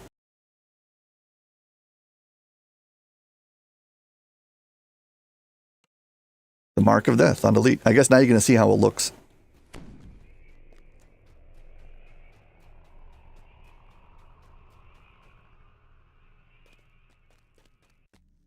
You, the so-called adventurers who infest Stormreach. Your kind ruined my ascension to godhood. I allowed the world to believe my phylactery was destroyed so I could plan my next attempt in peace. Then Arandis Vol appeared and promised to help. I should never have trusted her. The build right now is set up for Dryad. She's bound my soul to obey her will. And now she wants you dead. At least that part I'll enjoy.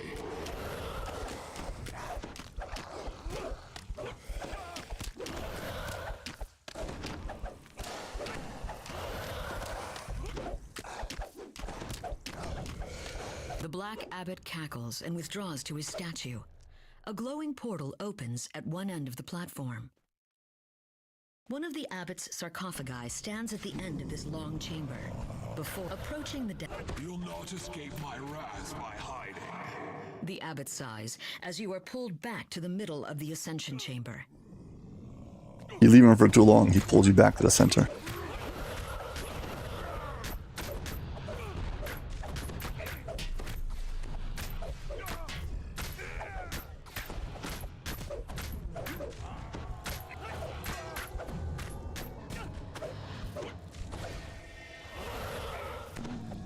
You'll not escape my wrath by hiding. The Abbot sighs as you are pulled back to the middle of the Ascension chamber.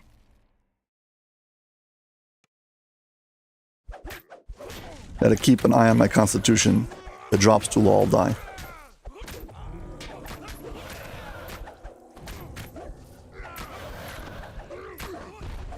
Gotta be quick on the DPS because he keeps on trying to pull me out of this room. You'll not escape my wrath by hiding. The Abbot sighs as you are pulled back to the middle of the Ascension chamber.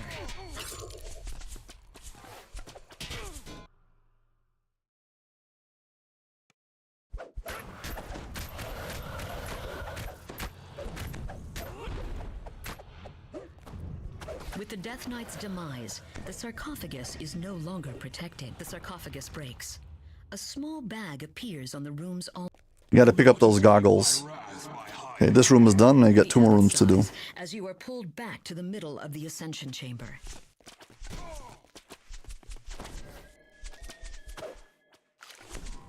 I found out that if you jump close to this barrier, you can just slip by it. These also have tiles that are invisible you've got to jump on, but I figured out how to get past In it. this hall stands another sarcophagus. You, sir, come with me. Stand right next to the entrance, so I don't have to run the whole way every time. My wrath by hiding. And here comes the annoying part, because he keeps on teleporting me back to out. the middle of the Ascension chamber.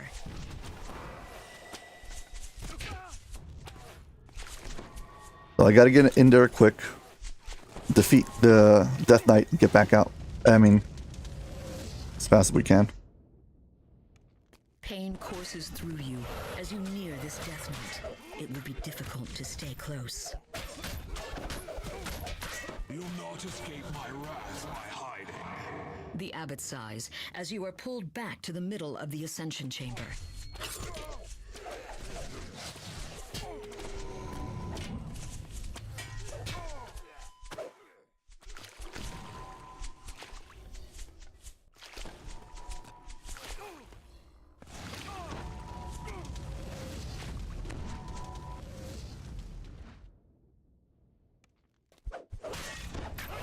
You'll not escape my wrath by hiding. The Abbot sighs as you are pulled back to the middle of the Ascension chamber.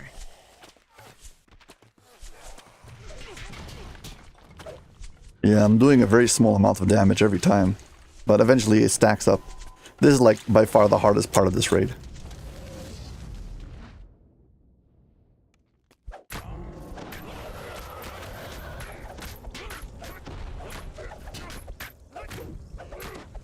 You'll not escape my wrath by hiding.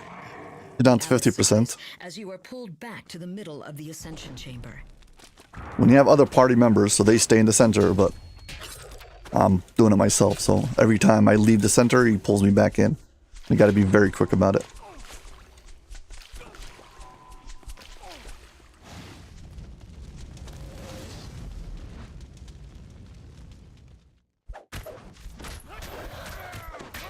You'll not escape my wrath by hiding. The Abbot sighs as you are pulled back to the middle of the ascension chamber. Here comes the Inferno.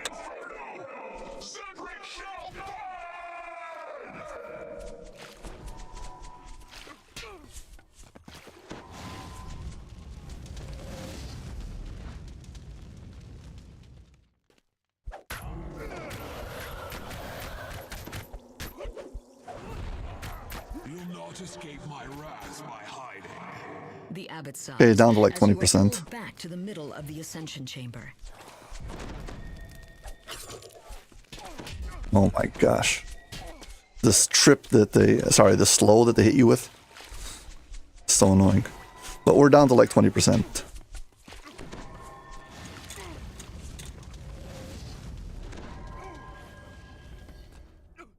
Rocks burst out of the floor, encasing and squeezing your body. Stuck underneath an invisible platform.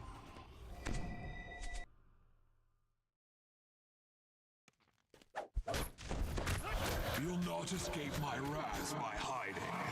The Abbot sighs as you are pulled back to the middle of the ascension chamber. Now we got the Inferno glitch. Where the fire just looks like it stays here forever. It doesn't, thankfully.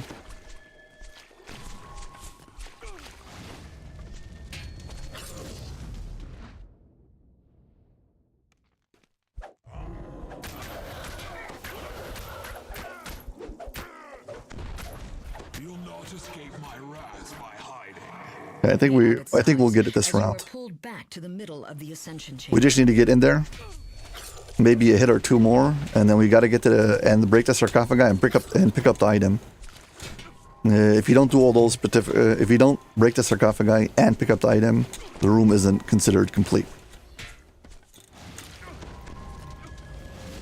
Oh, great.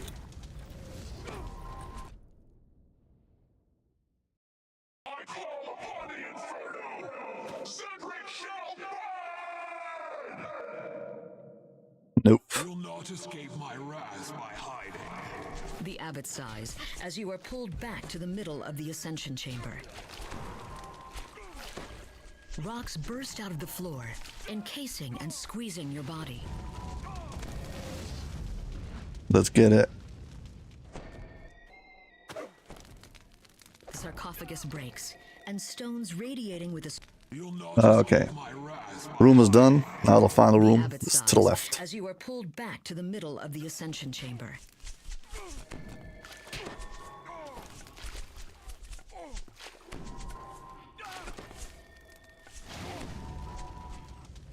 Let's first things get everyone to the door. Another Death Knight protects another sarcophagus in this chamber. Your spell and missile attacks on the... You'll not escape my wrath by hiding.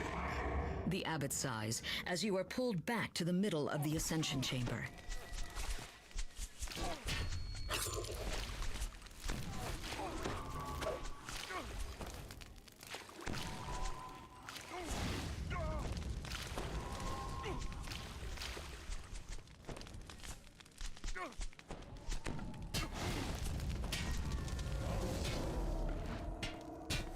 You'll not escape my wrath by hiding. The Abbot sighs as you are pulled back to the middle of the ascension chamber. I call upon the Inferno! Cedric shall burn!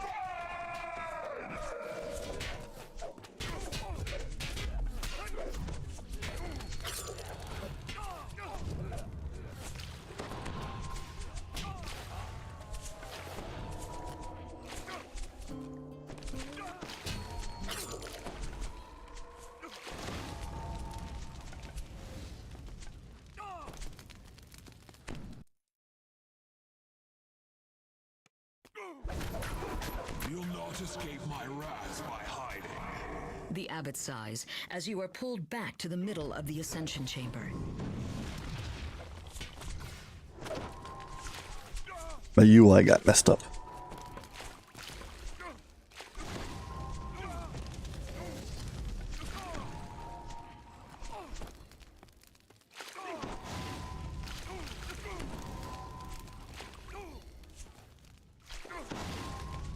You'll not escape my wrath by hiding. The Abbot sighs as you are pulled back to the middle of the Ascension Chamber.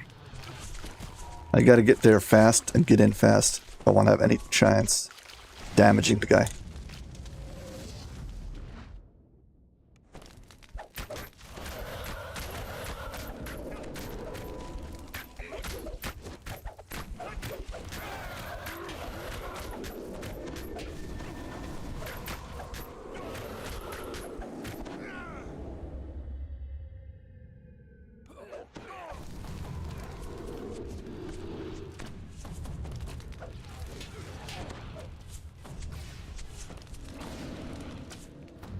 Yeah, so it's the time off the platform that I need to count, I guess.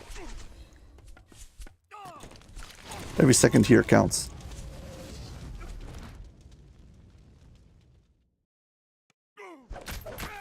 You'll not escape my wrath by hiding. The Abbot sighs as you are pulled back to the middle of the Ascension Chamber. I call upon the Inferno! Cedric shall burn!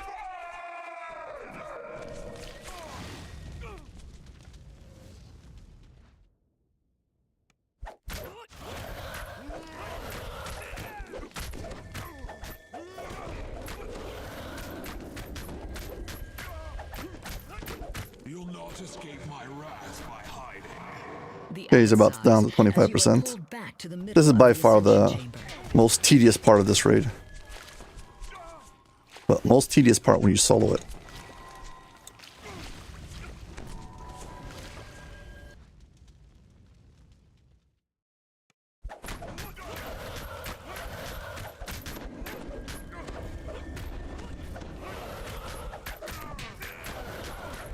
You'll not escape my wrath by hiding.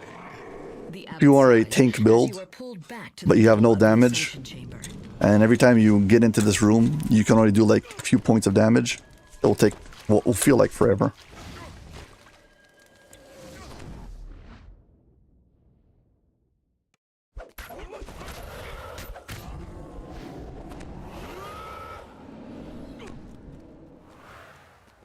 The sarcophagus breaks. The Black Abbot's Okay, sarcophagus breaks. we won. And he is once again vulnerable. But a voice intones through the chamber. This is how the mortals defeated you the last time. Isn't that right, Abbot? It doesn't suit me for you to die yet. Withdraw!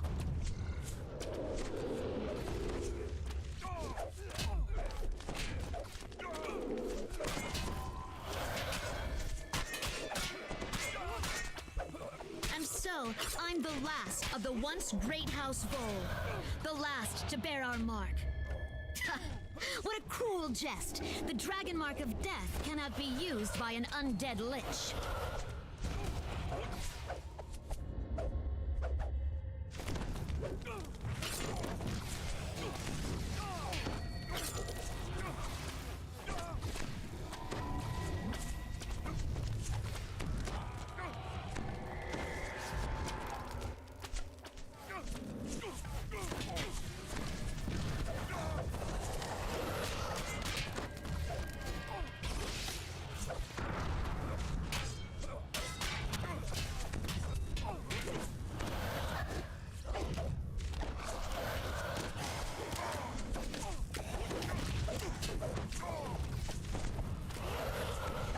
I forgot that I don't have permanent, oh my gosh. Rocks burst out of the floor. I forgot that I don't have and permanent, squeezing your body. whatever it's called on me.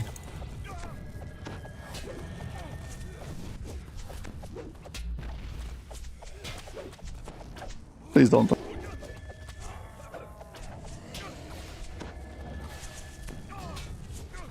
Well, apparently I don't have a blindness immunity on my character for some reason.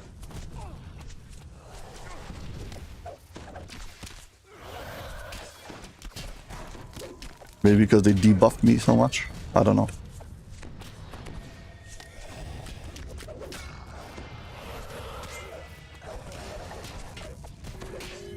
Rocks burst out of the floor, encasing and squeezing your body.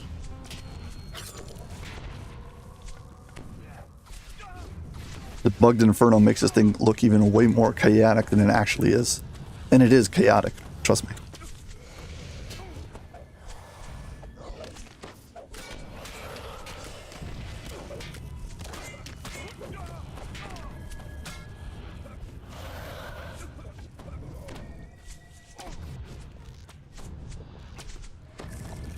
Unlike the heroic Abbot, you can stand on the tip or the edge of this platform to avoid the inferno. Now I've got to defeat the... what's it called? Death Knights again.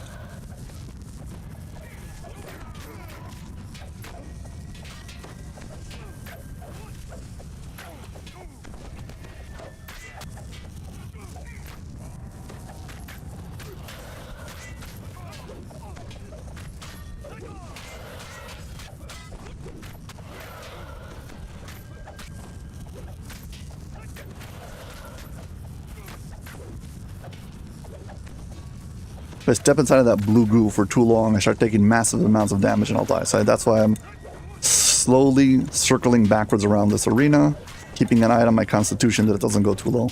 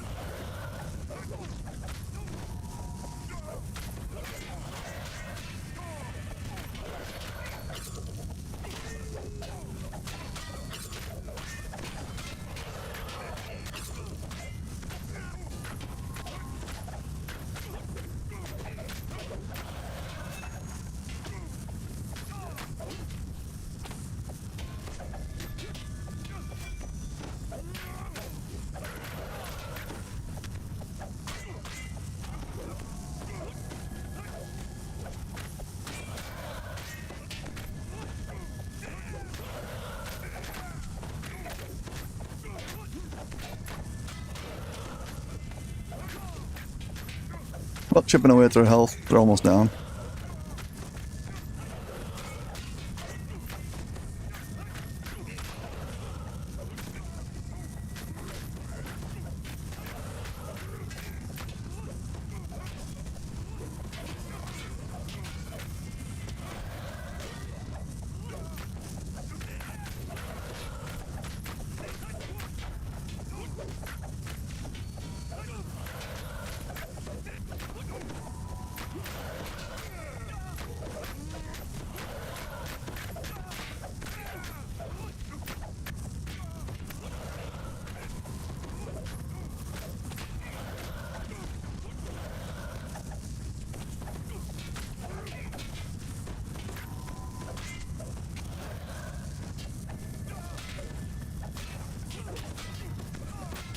With the Death Knights destroyed, Late Vol flies up, and the floor of the chamber begins to shake.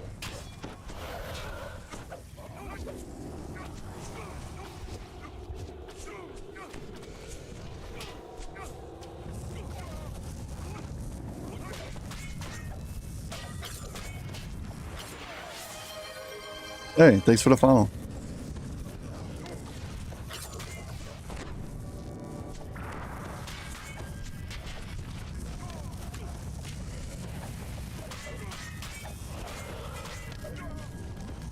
Sorry for the overwhelming visuals. I am trying to solo a epic raid on elite difficulty.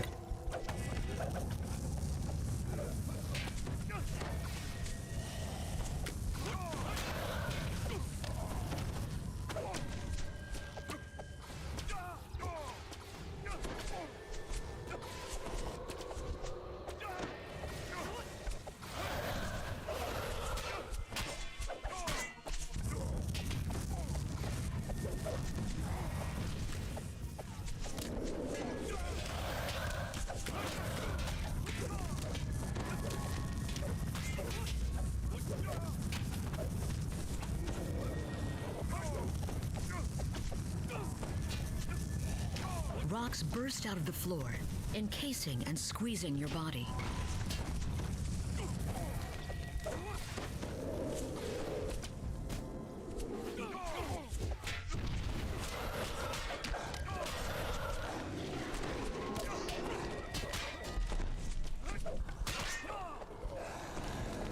And we won. And relinquishes her assault. What have you done? I would have used the Mark of Death to give the world immortality. No child would have needed to live without their family. But without the Abbot, the Mark of Death is truly gone. You've chosen the world as the dragons and elves would have it, where the shadow of death is always on us. Oh, I'll never stop fighting against their tyranny. But you, mortals, don't bother coming to me the next time Arganesson threatens to destroy Stormreach when something doesn't go their way. The Ascension Chamber grows still as Lady Vol leaves.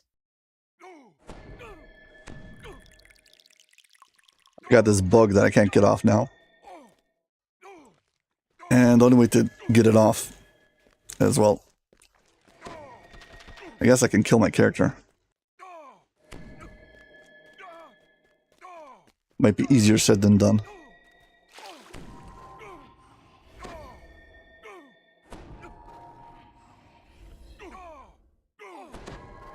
I think I'm gonna out heal myself, but whatever. Let's see.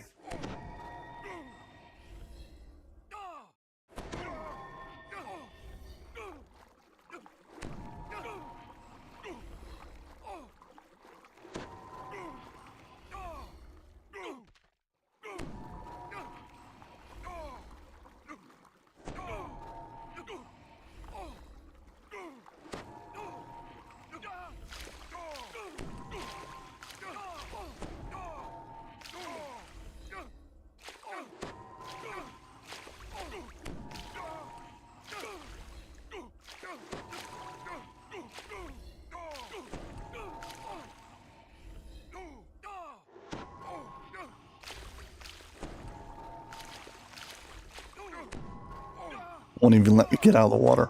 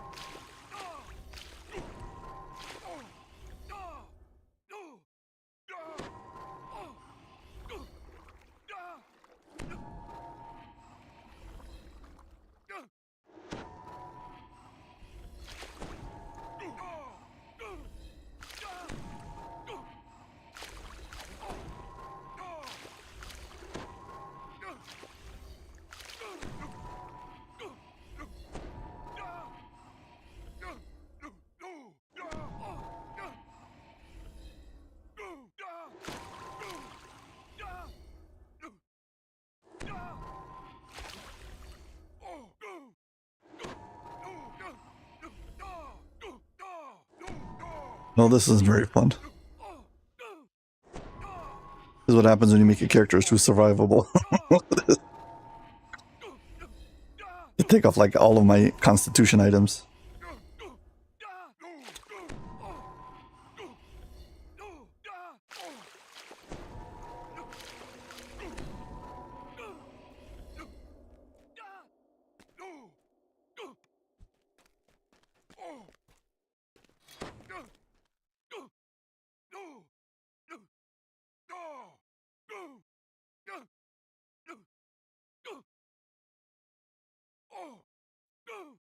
And all of this is just because I want to get the loot in the chest. There's a item called Epic Litany of the Dead, which I really want.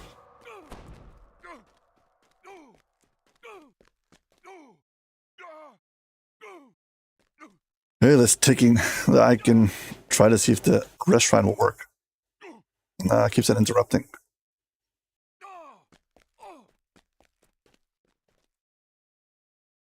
Riveting content, I know.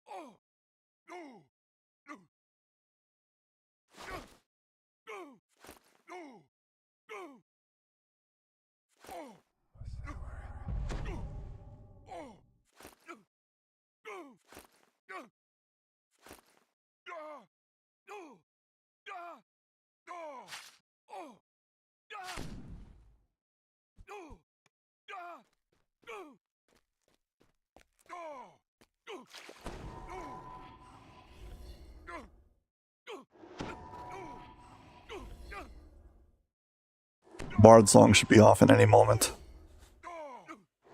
Right now. It's still up. My auto healing's beating the water. I'm trying to die and it doesn't let me. I hope I'll be able to get out of the water. I'll get stuck.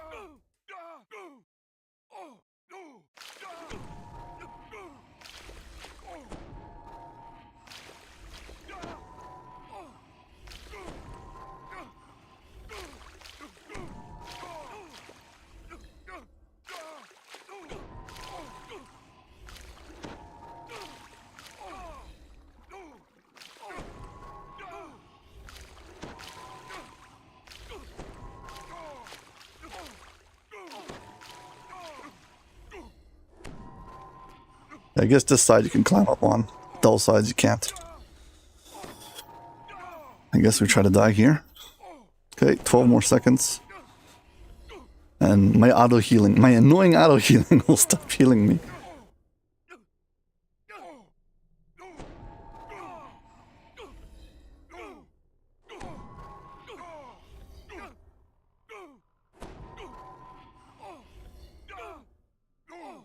Feels impossible.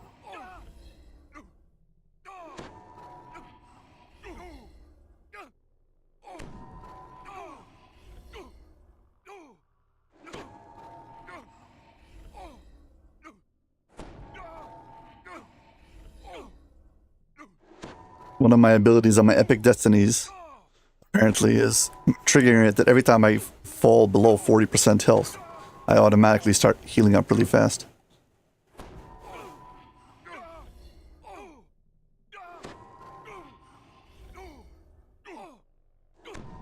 But it looks like we're gaining on it.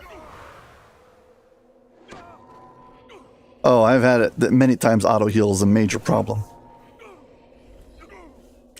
But usually there's some ways to avoid the annoying parts of it, but yeah.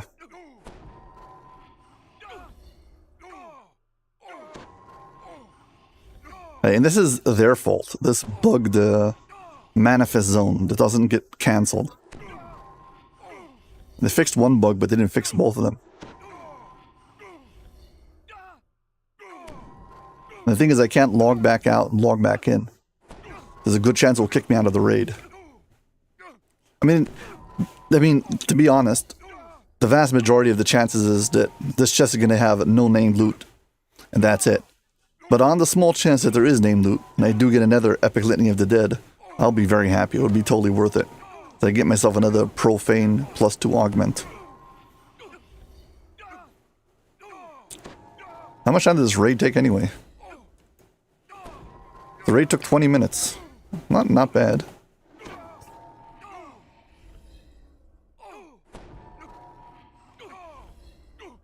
Okay. I had another last second auto heal that clicked in before. So hopefully now we can finally die in peace. Okay. 24, 21, 19, 14. This is the lowest so far. I'm so excited. Come on. 10, 7, 19, 14. If I type /death, it'll just send me to my bind point. Come on, come on. 7%, 3%, 2%. It's so close. Oh my gosh. 15, 10, 9, 5, 2%, -1, 3, -1, 0, -5, -7, the unconscious raids. I already did that. It took off all of my items. Unfortunately. There we go.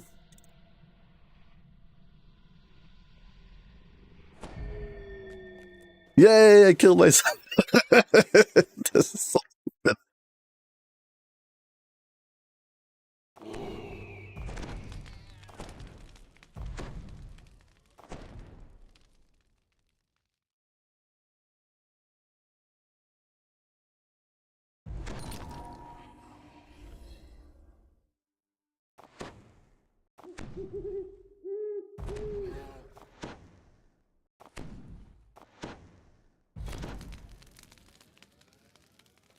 And all of that was to see what kind of loot I have.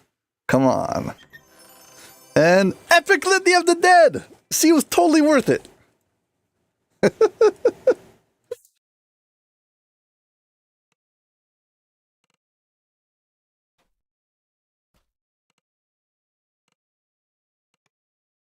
Okay, that couldn't have ended up any better.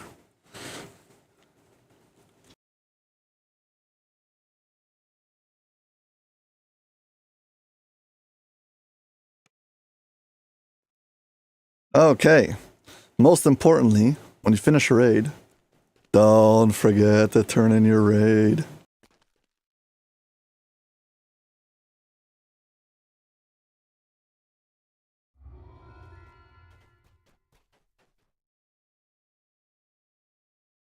We aren't quite done yet. Now, I don't really use a Epic Litany of the Dead. I don't care about that item itself for using it. However, it is craftable.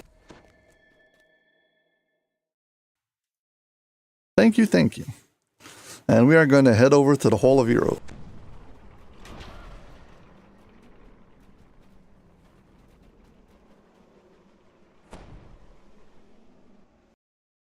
I'll show you all why I wanted the Epic Litany, though. Step into the Hall of Heroes, and you jump down. There's a altar over here. You can craft things. I believe it's this altar. We'll find out right now. So,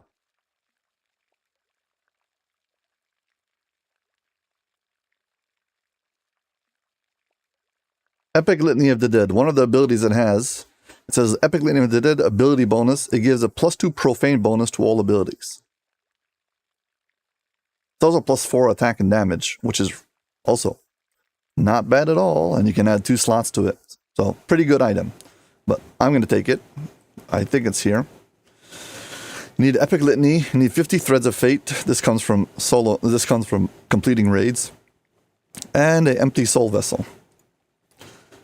Yeah, I've got 18 of these, so I've got plenty. And you get the Essence of the Litany of the Dead, level 30. And it gives you +2 bonus ability. And it's a colorless augment.